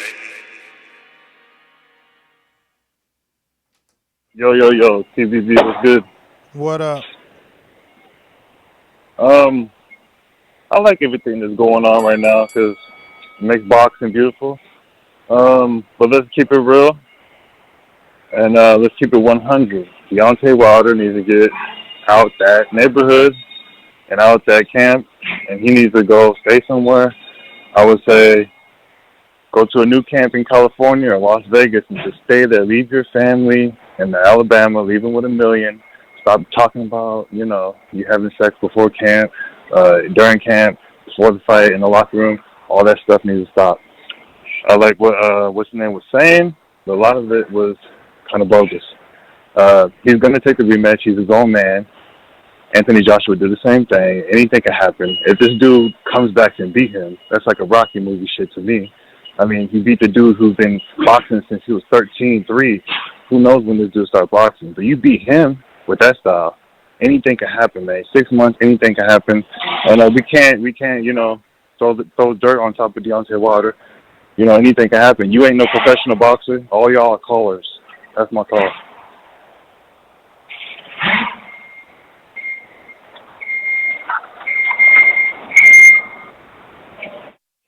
All right, Dom, thanks for calling in. Look like we got Aaron and Cali. Talk to me. I think there is a little bit of overreaction here. With the weight on Wilder's legs, we do know one thing, right? His legs were off. Have we ever seen him not have balance like that during the fight? So the question is, why did that happen? And I'm not sure if it was that uniform or he just got hit behind the ear, but I've never seen Wilder have Bambi legs, and there was a reason behind it. So, it could be a valid excuse. I'm not looking past it. But, in saying all that, Wilder does need to get back to basics. Forget the suit. Come in old school Tyson with a towel or, nothing at all with a robe on, and just come in ready to go, and bring some other eyes into camp and change it up a little bit. But I do think, I agree with you, he needs to have a tune-up and then go into the Fury fight, because having a rematch with Fury is different than having it with Ruiz. Fury is a whole different animal. And Wilder, again, he's still the second best heavyweight in the world. He's bigger than anybody else. He's taller. He has a problem with Fury because he's a bigger guy. He just needs to adjust a couple things, but don't overreact. It could be a possible valid excuse. I've never seen Wilder's legs like that, and we'll see what happens the next fight. That's my call. All right, thanks for calling in, Aaron. We're going out to Ringer. Josh, North Carolina. What's up, brother? What up, homie? What up, TVV? Man. Boy got to take that rematch, man. And I don't know why people don't think he can change, man. The dude's a professional fighter, you know what I'm saying? Don't get me wrong. I understand that, he got his flaws in that, but I think that's kind of got to do with some of his training them too, because I believe they let him stay in love with that right hand too long. So, it ain't no problem with him taking the rematch, man. And like I say, professional boxer, man. And, hell, if AJ made a significant change when he fought Ruiz the first time, why can't Wilder? I don't get it. I really don't get it. So, but yeah, man, salute to TVV. And y'all like and share and subscribe this, and I'm out. Is this right? All right, brother. Well, thank you for calling in. All right, we're going out to, got a couple callers here on Blog Talk. You know the number to call in, 14255-695241. Press 1 one time to voice your opinion right here on the Voice of the People hotline. We're going out to Victor in Baltimore. What's up? Good morning. Yeah, good morning, man. How you doing, man? I'm good. Yeah, my take is Wilder needs not to sack McBrillion. He needs to keep him. He needs to add just one more person in this corner and take out JDS. JDS is not a boxing coach. Let's be honest. And if he needs to go back to Fury fight, I think he really needs to do soul searching and ask himself, do I want to go back to this fight for the money, or do I want to go back to this fight and knock Fury out and get my belt back? If he comes up with a game plan, he needs good footwork, good boxing techniques, work on the inside, work on his jabs, set up his punches. If you listen to what Lennox Lewis was saying at the fight, you don't just throw that right hand from afar. You will see it. You need to set it up with a good jab with a jabber. You just don't stand there and back up on all Fury's jabs. He needs the basic fundamental of boxing to knock out Fury at this time. Fury is a different animal right now. But that's just my pick.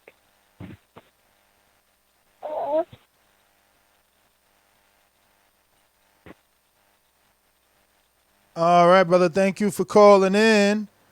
Let's see who we got next.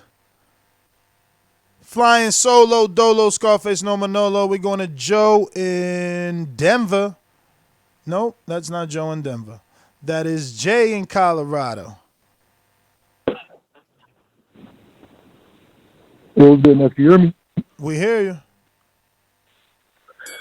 All right, so what I was saying was I seen that Dazn fight and I seen that Patrick Day fight, and it's like, how can you expect a trainer that is boxing all the time to let you go out on your shit? Basically, not to think about your kids.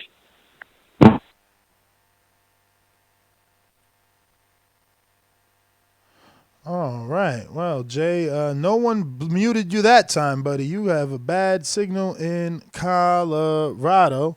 We're going to get on out to looking like... Don't forget to hit that thumbs up button. Helps with the visibility of the show. Helps us grow. DH in the Bay. What it do? Yeah, hello. Can you hear me? Yes, sir.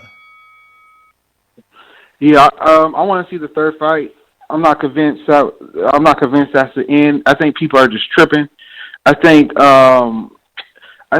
know. It just wasn't Wilder. I don't know what it was the weight he had, the extra pounds that he had, or the whatever he had on. You know what I'm saying? Regardless of the excuses, we got to see that third fight. You know, because anything can happen in boxing.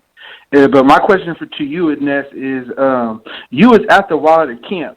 And you didn't see nothing going on with JDs or Breland? Did you see any type of friction between Wilder and them? Because I watched the videos of you showing Mike Scott like doing the shadow boxing, but they weren't practicing. Like they didn't have no 6'8" dudes there, like 270-pound dudes like weighing on Wilder. They weren't.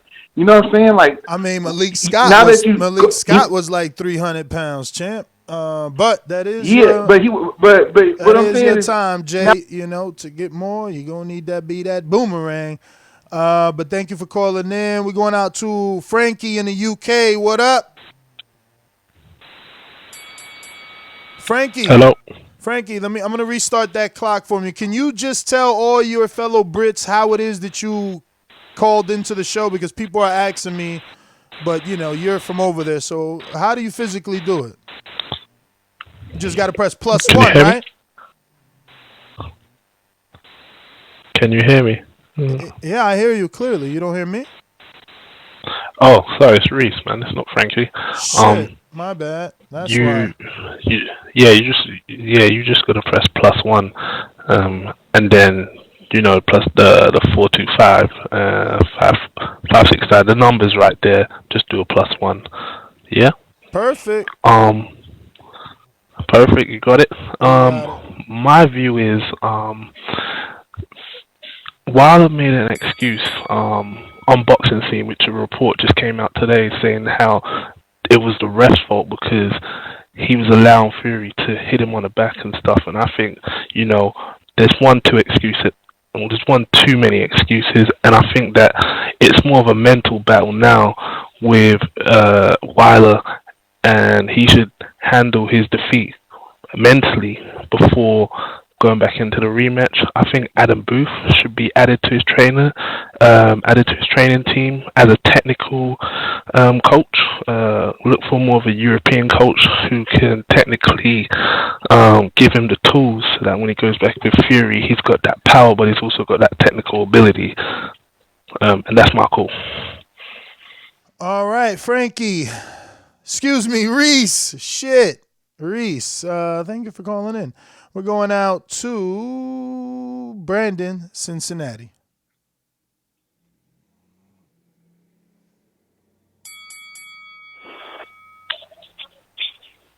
Yo, Ness, can you hear me? Yep. But yeah, man, my opinion is, I think that's just a sorry excuse. A lame excuse is that, if you couldn't think of nothing else better to come up with than that, and just be quiet, man. Just go to the lab, work on your craft. I mean, that whole article was just a bunch of excuses. You blaming another ref. It's the second ref you blaming for a lackluster performance. You blaming the best person in your corner. And now you blaming a suit. Like, he gonna make it hard for casuals to even want to see that third fight with all these excuses, bro. So, he needs to just be quiet. Like, because he's not doing himself any favors with this stupid shit he's saying, but that's my call. All right. Thanks for calling in. Brandon, who we got? We got Jerron, Louisiana. Talk to me. Good morning. Happy Mardi Gras. I do think Wilder should take the rematch because technically, Wilder told the truth because he let his equilibrium thrown off for 5 rounds. Fury could not land a solid enough punch to drop him. And if Floyd really isn't supporting him now, then problem reaching out to Floyd Jr. to try to get Floyd Sr. in his camp to help, like I said, develop his defense and to have him throw in combination. And there's one other question. I want to know if you known any other fighters to unplug the cameras in their locker room right before they get their hands up. I don't know if anybody's talked about that, but Fury unplugged the camera that the people had in the locker room right before they wrapped his hands. Yeah, I seen that, and they just made it a joke. But, I mean, look, man, I'm sure Wilder's team was in there doing the hand wrapping and stuff like that. So, yeah, man. We're going out to Caesar, Las Vegas. Talk to me. Yo, can you hear me? I hear you. All right. What up, TBV? What up, Ness? Yeah, man. So the whole costume thing, I kind of believe it.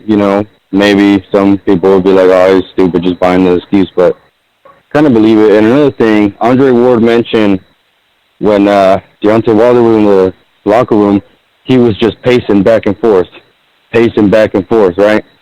And he brought that up. He was like, I don't know why he's pacing back and forth like that, knowing that you're about to go into a fight. Those legs are going to get tired. And he mentioned that, and I noticed now that Wilder's talking about the costume thing, I'm like, well, that could have had something to do with it. Besides pacing back and forth in your locker room, you're putting on a 45-pound costume, so it's not that far-fetched for me to believe it. But, it is what it is, all that to the side, though, is at the end of the day, the only thing to do is get better, man. Get back to camp. If you see what you did wrong, just get better and come back stronger. But thanks for another great show, brother, and great interview. TB for life, baby. All right, brother. Well, thank you, obviously, for calling in. Appreciate the support, as always. We're going to Herschel in Houston, Texas. All right. Can you hear? All right. So this is what I'm gonna say. First thing about the Wilder thing is there's a couple of things that need to be addressed. Number one, what Ronnie Shields said is true. Other than Mark Breland, everybody else got to get a check and go home. Because what it says to me is that number one, you blaming the ref, you blaming your corner man, you blaming your suit. But the one thing I'm not hearing him full out detailedly say is I got my butt whooped and I need to change my approach. And there's going to be some changes made based on my skills, not on the results of what happened. I'm not hearing that. I'm hearing everything else. And the Wilder fans, they trying to make it a race thing, and it may be. But the reality of it is, when you get destroyed like that on national TV, you do need to go do some things where you need to soul search and go, look really, really deep within your soul and see what's really going on. What are your values? What are you doing? Herschel, thanks for calling in. Remember the number to call in, 1-425-569-5241. Press 1 one time to voice your opinion with the Voice of the People hotline. We're going out to Boomerang on Skype. Stainless, what up? Stainless, this your first or second? I'm sorry, brother. Nah, this is my first. Oh, man, do apologize. It's all good, man. I know it's you by yourself, man. It's all good, man. I know it's you by yourself. Like I said, maybe we can get that, like you were saying, maybe we can get that TBV shit and that money, and then Stainless can intern us like. Word up. But man, everybody already pretty much covered what I had to say on there, man. I guess I'm gonna direct mine towards the chat, and I'm gonna go and use my boomerang so we ain't even got to pull me back up. I don't know if y'all remember when AJ lost. There were those who didn't like AJ anyway. They came and they laughed and they cheered on his defeat. But the majority of us in here, we're still saying AJ can come back from this. You know what I'm saying? It's just a loss. Some of us are saying maybe take a tune-up between the rematch. But we still wanted to see AJ back in there. And for some reason, man, the hate is so thick that it feels real with y'all in there. So y'all, I don't know what that is with y'all, man, but maybe that's, like the last caller said, something you need to look at in yourself. With the whole Wilder thing, I teach my children even reasons sound like excuses to me. So I'm not going to look for a reason or an excuse on why he lost that fight. We going out to Arthur Wapaholics. What up? What's good, Nick? What's good? What up? Now, with Wilder and the suit thing, I'll say this. Warming up, doing a full professional warm-up, wearing a 45-pound vest, I'll say about half a quarter mile, and then getting in the ring and boxing for 7 rounds. That's stupid. He shouldn't have done that. I mean, I can understand how his legs could be drained from that, but that's on Wilder. That's only on his fault. And as far as the fight goes, I don't think he needs like a trainer to like. I think he just needs to avoid a certain amount of punches and just throw his own, because he just needs to make it a firefight with Fury. I don't think he needs to try to like box him or because he's not gonna have a boxer. He needs to make a firefight and just avoid a certain amount of punches so he can get his off. And as far as a trainer, I think Mike McCallum would be a good trainer because his temperament and his knowledge of the game, kind of like a Mark Breland, but in that same kind of fold. That's my call. Cut it. Rule 504, talk to me. Yeah, what's going on today, man? What up? It's just the excuses reveal a potential character flaw in Wilder. I mean, I don't know how certain that is, but it's a bad look. And I think some of his fans also have that character flaw just looking at TBV today. I mean, some of your mods are very butthurt. They were timing people out like crazy for just criticizing Wilder, not even trolling. You want to know why you got that many dislikes? That's the reason why. They were going crazy before the show started. So until he owns this L, until he mans up, he's not going to get that much consideration. That's the difference between him and AJ. AJ got his ass whooped clearly, but he owned that L. He's making an excuse for a costume. We've seen you train in weighted gear before, so this is not a good look. That's my call. All right. Thank you for calling in. We're going out to new caller in New York City, 347. Who's this? Where you calling from? It's Donald from Brooklyn. Donald, what's going on? Brooklyn in the house. Talk to us. What's up? It's my first time calling. I've just been hearing a lot of stuff. My main outlook on everything is that, if you on Wilder's team and he's the boss and he's saying don't throw in the towel, let me go out on my shell, you gotta respect it. If your boss come to you and say don't punch in without your work clothes on, and you go ahead and punch in without your work clothes on, you liable to get in trouble for that.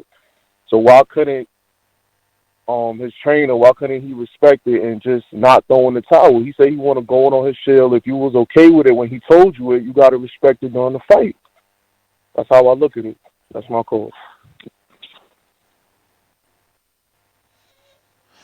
All right, brother. Thank you for calling in. Donald in Brooklyn, we got you down. We're going out to what looks like another new caller in the 504, New Orleans. 504, who's this? What's good, man? Happy Mardi Gras. But Happy fuck Mardi that, Gras. I'm kicking it with the boxing fans. Who's this? I'm kicking it with the boxing fans today. This Vito from New Orleans. Vito in New Orleans. Thank you, brother. Take it away. Yes, sir. Hey, I just got a trainer recommendation. I think Kenny Porter would be a great addition to Wilder's corner.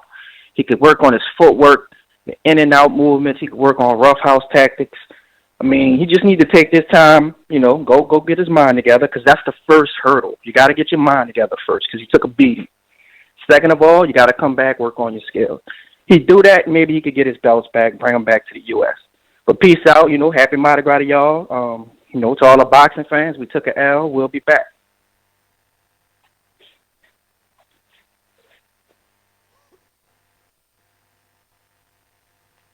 Vito, New Orleans, we got you down, so expect to be addressed properly.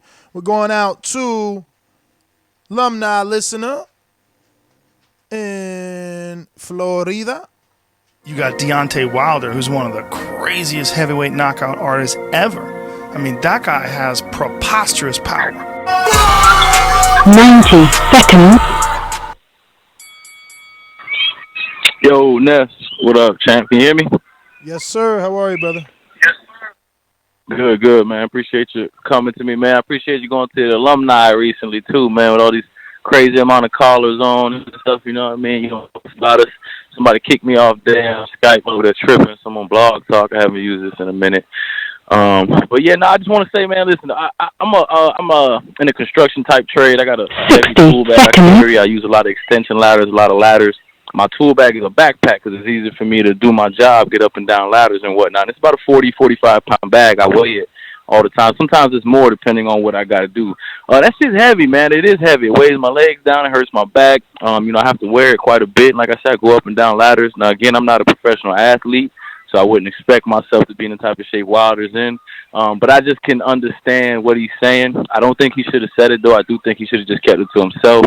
But I don't think he's lying about the weight of the costume affecting the legs. You go put on a 45-pound weighted vest, walk around for 30 minutes, and then go wrestle a dude that weighs 40 pounds more than you, and you tell me how your legs feel. You know what I mean, on the real. But still, I just think he should have kept it to himself. Just go 0 dark 30 champ, come back stronger and better than that. 10 seconds. That's all I got, man. Appreciate the show, Ness. King, man, appreciate you, obviously, for the support. Alumni listener, alumni caller. Definitely going to bring border wars to Florida. Let's see here. Looking like we're going to take it from the top. See who's up. Don't forget, if you're watching this on YouTube, hit that thumbs up button. I'm also working on something else in the background, trying to get another world-renowned trainer on and, spice this thing on up, man. So support the show. If this is your favorite show, if deep down inside you can't live without TBV, hit that thumbs up button, man, and get this episode out in the eyes of many Maybe we get, look at all these other YouTubers on TV. You got Marcos on PBC, Raheem on Dazn and all that. When you want to see TBV get his just due and bring this show to the masses, because I know I would love to be on a bigger stage and or at least some marketing dollars to get this particular platform a little bigger. But we're going out to Brandon, North Carolina. What up? Hola, Primo. All right. So this is showing that. Oh, bien. You can show that Wilder has no structure. The pacing back and forth with the guy brought up, that is crucial because that pacing was very crucial to, and then the walk-in with the suit between that could have caused problems with his legs. Also with the interviews, nobody's bringing up that Wilder hasn't talked to none of his fans. Come on, that's bad character. He said, "Hey, I ain't make no excuses, but my arm was hurt, my leg was hurt." What you mean? Hey, after the fight, he ain't talked to what fans though? After the fight, he should have come out and talked to the post conference, all that. Hey, he sat in the locker room and sat beside his wife and just sat there crying. But we're not gonna go there. I think a good trainer for him is Joe Goosen. He caters to the one punch style. And also, he need to stop doing a lot of track training and do boxing training. Even Rocky Balboa knew to run. Come on, man. Get CYP out the camp. You crazy. Chase the coin. Talk to me. Yeah, it was good, man. Like, Wilder's already coming into the trilogy with the wrong mindset, and I'm a Wilder fan. I like Wilder a lot. He's done a lot for the sport. He's coming into it with the wrong mindset. Jay has to get out the camp. Ronnie was saying it in so many words until he came out and kind of said it. You know what I mean? He said he wants to go for another 5 years. So I think taking a rematch right now is gambling on the cash out, which I don't think he should do because if he loses, he's going to have to grind back up anyway. So you're going to have to take time off, essentially, which is taking time off. Brazil switched the trainer, got his ass knocked out by Wilder. All the shit that he learned wasn't, you know what I mean? It didn't really show up because it wasn't enough time. He's not going to have enough time. Even if he gets a really good trainer, you know what I mean, 4 months is not going to be enough. And I like Wilder a lot. But I think he should take a year off. That's it. Take a year off, you know what I mean, and fight somebody else. Kaunaki somebody else, you know what I mean, Ruiz somebody else, and then fight Fury again. Like Ronnie said, these guys aren't going anywhere. It's big money here. Boxing is stirring back up. You know what I mean? It's a lot of money here. He doesn't have to gamble on cashing himself out because that's what the rematch, the trilogy right now, right away, is kind of gambling on. I mean, if you lose, you basically cash yourself out. Going to where'd you go? Looking like a new caller in the 678. Who's this? Hey, this is Justin from Foley, Alabama. Hey, I would just want to say this. Everybody criticizing Mark Breland. He the only one in that ring that has been inside of the ring and actually fought. And two, JD's learned boxing in the city of Mobile, Alabama, sitting on the doggone side of the ring. That's where he learned boxing. He never had on any gloves. That's facts. I watched him as a kid because I had a big cousin who was a pro boxer. That's where JD's got the game from. Get rid of JD's, get a pro in there. Wilder can come back. Thank you, bro. Thank you, brother. Thank you. We got you, so we will be addressing you properly. We're going out to Rick in the ATL. Talk to me. Rick, get off speaker. All right, brother. On the speaker. You hear me, Ness? Yes, sir. All right, buenos dias. Yeah, man, he needs to embrace Mark Breland, man. That man did him a favor. When he took the helmet off of his costume, you could see him sweating. I bet it was hot, but you know what? You're a professional athlete at the highest level.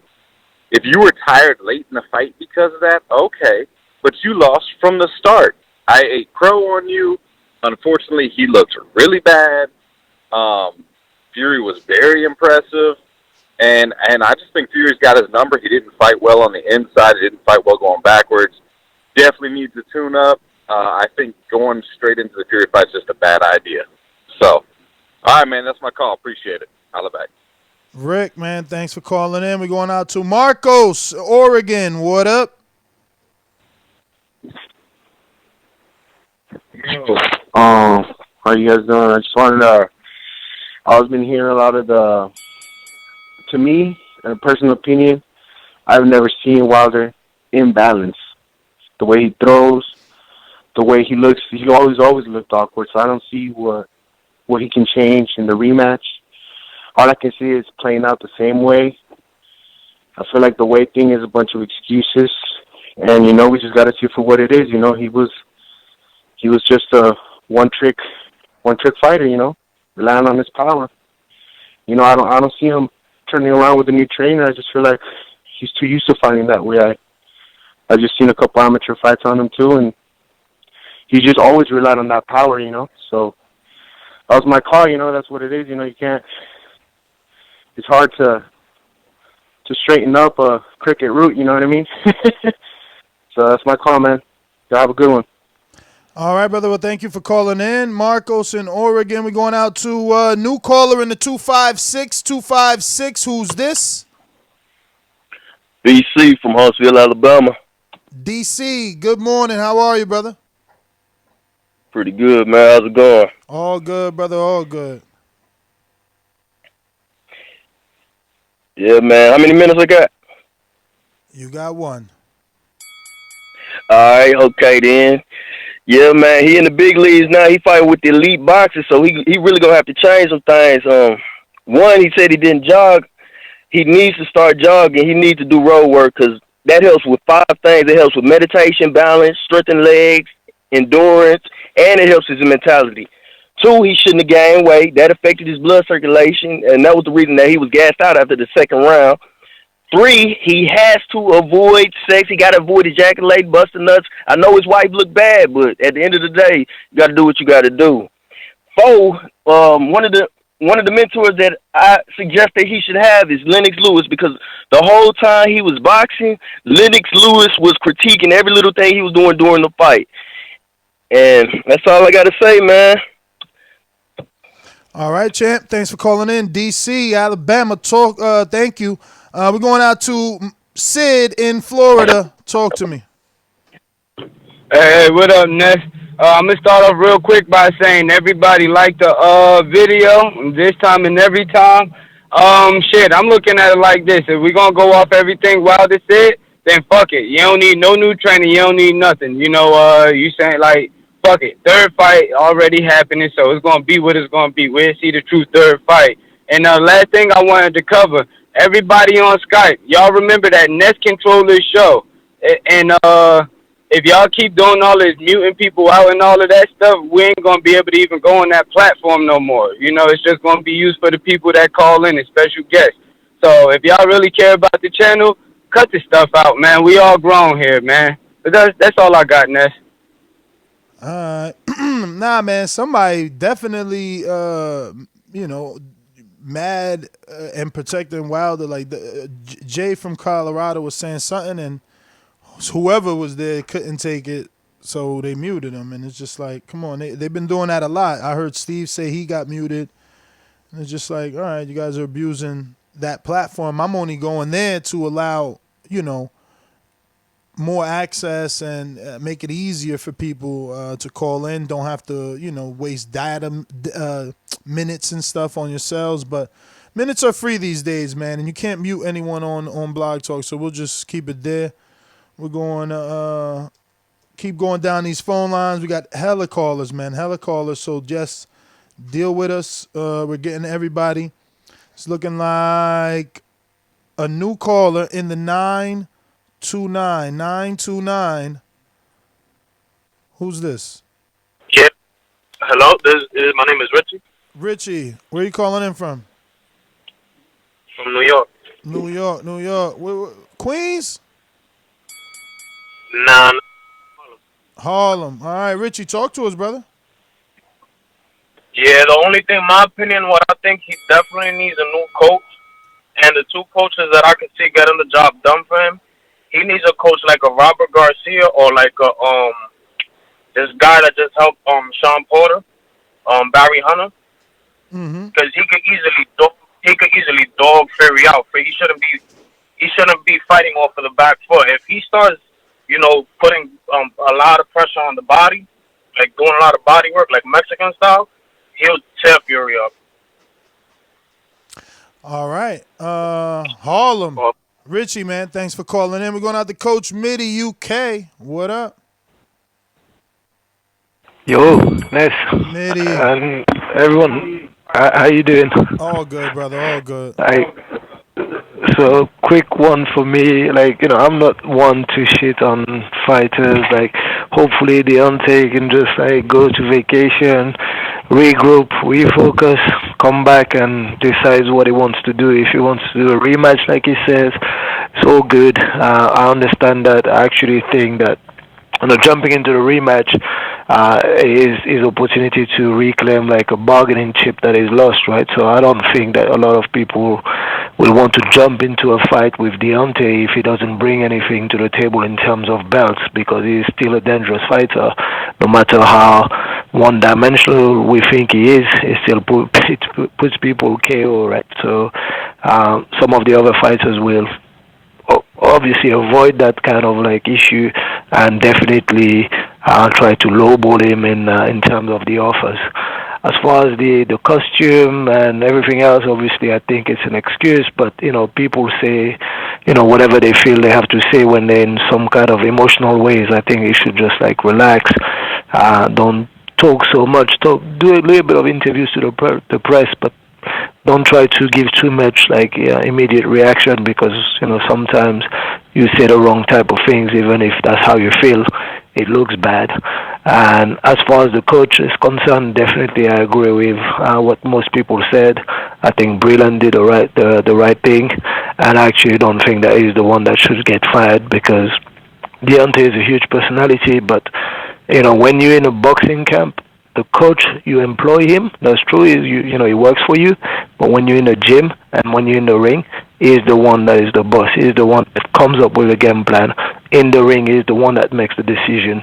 If you don't like it because of the results, you can fire him, but you can't make the decision on game plan and what you want to do, because the coach is there to, guide you anyway. New caller, 937. 937, new caller. Who's this? This is Ralph. Ralph? Yes. What's up, Ness, man? God bless you, bro. You're doing a good job. Thank you, brother. Ralph, where you calling in from? I listen a lot. I'm Dayton, Ohio. All right. Talk to us, brother. I'm gonna make it. Yeah, I'm gonna make it real quick. Pretty much everybody said everything that I said, so I don't want to, repeat everything. But what I would say is, like one of the callers said, his stamina was really, really bad. I'm a Wilder fan, and I just wish, I feel like he's like one of those kids that when you try to tell them something, they hard headed, they don't want to listen, and he needs to just understand, own it. He needs to train in Big Bear or Colorado so he can build his stamina up. Get somebody like Freddie Roach. And just grind it, man. He just gotta grind it and own it. This is his job. You lose, okay. Just go back to the drawing board. But that trainer that you got, JD's or whatever his name is, I'd have to let him go. I mean, training his gym, keep him around the team. But as far as boxing operations, I'll let him go, and that's my call. Ralph, thanks for calling in. Appreciate it. Let's see. Looks like we got to everybody. If you are on the line, if you have not pressed 1, we haven't gotten to you because of that. So I'm going to give you a few seconds to those that are just listening to press the 1. All right. I see someone just did. Let me see who's that.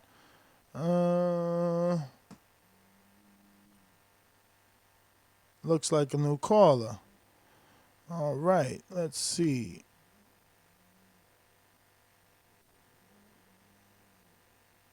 Oh, wait. That might be it right here. Nope. All right. So it looks like a new caller in the UK.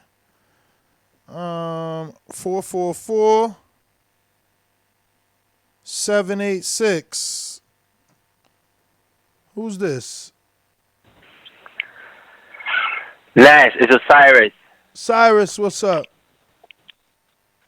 All right. So, Skype, we got kicked off Skype, so that's why I'm calling through here.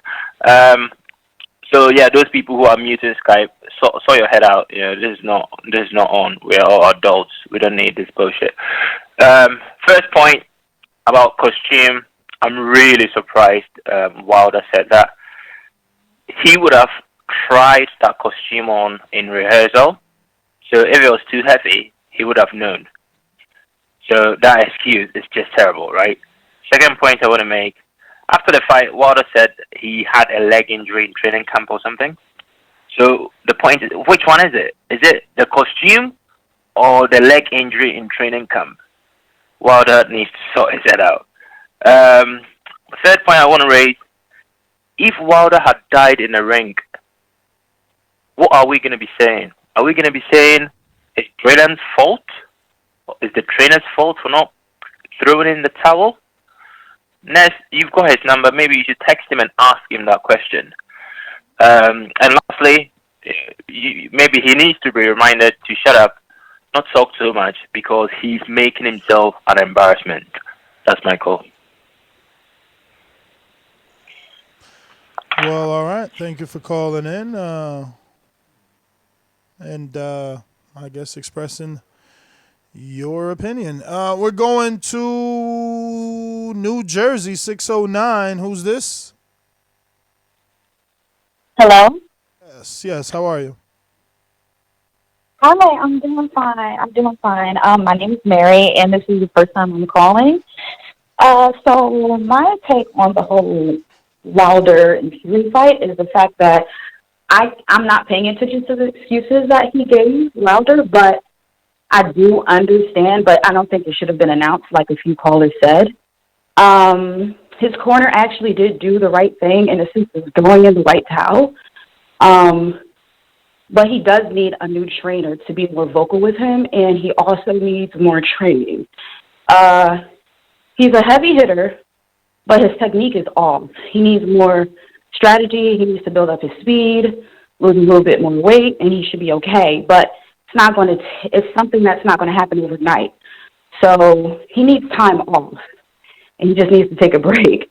Far as who should be his trainer, I'm not quite sure because there are good coaches out there for him, but he needs a coach that can build him mentally and physically, not just physically. And he needs a coach that needs to be honest with him. And, I mean, a lot of people were saying a lot of valid things, so I'm not going to say much because I don't know how much time I have, but it's a pleasure to be on here for the first time, and thanks for accepting my call. And thanks for holding it down, Nez. We truly appreciate you. Thank you. Thank you for calling and showing that, we're not a gender-biased show. Appreciate it. Appreciate everybody that calls in, female, male, doesn't matter. If you're watching this on YouTube, don't forget to hit the thumbs up. It helps with the visibility of the show, helps us grow, and helps us continue to get those big-name guests. We're going out to what looks like a new caller in the 518. Antonio, is this another trap phone? Hey, no, this is Rich, new caller. Rich, how you doing, man? You know Antonio has a million Albany numbers. So I've got some years in martial arts and kickboxing, boxing, but I'm no professional by any means. But just wanted to say that he needs to embrace that stalker, power striker style. He needs to learn some deceptive footwork, deceptive distancing, because he can't just stand there and just wait for that punch. He needs to set up that right hand, whether the strikes. He needs to use his lightweightness and move around the ring. There's ways to get angles, to set your feet, to throw that right hand. But I am calling it now. Wilder's going to take the third fight. People aren't saying it, but Sugar Hill is retiring. So I don't know who Fury's coach is going to be the next fight. So I don't know what style he's going to use the next fight. Retiring? That's the first I heard that. I was on the ESPN app, and he said this is it. He's done. He might be going back to the amateurs. They may convince him, but this is what I heard from his mouth. Yeah, I'm sure he's going to stick around. This is his biggest fighter till date. It's probably going to be the most lucrative paycheck. If I was him, I would stick around. But Rich, thanks for calling in. Albany, stand up. Appreciate everybody that tuned in today. We got a few other callers that have not pressed 1. If you're just listening, it's all good. And if you're not and you feel like I haven't gotten to you, that's why, because you haven't pressed that 1. Giving me that message in the queue that you're ready to rock and roll. There you go. Someone just pressed it. Who is this? Looks like another UK guy. Let me just make sure I don't have you down already. Definitely don't have you down already. So, yeah, 444-207. Who's this?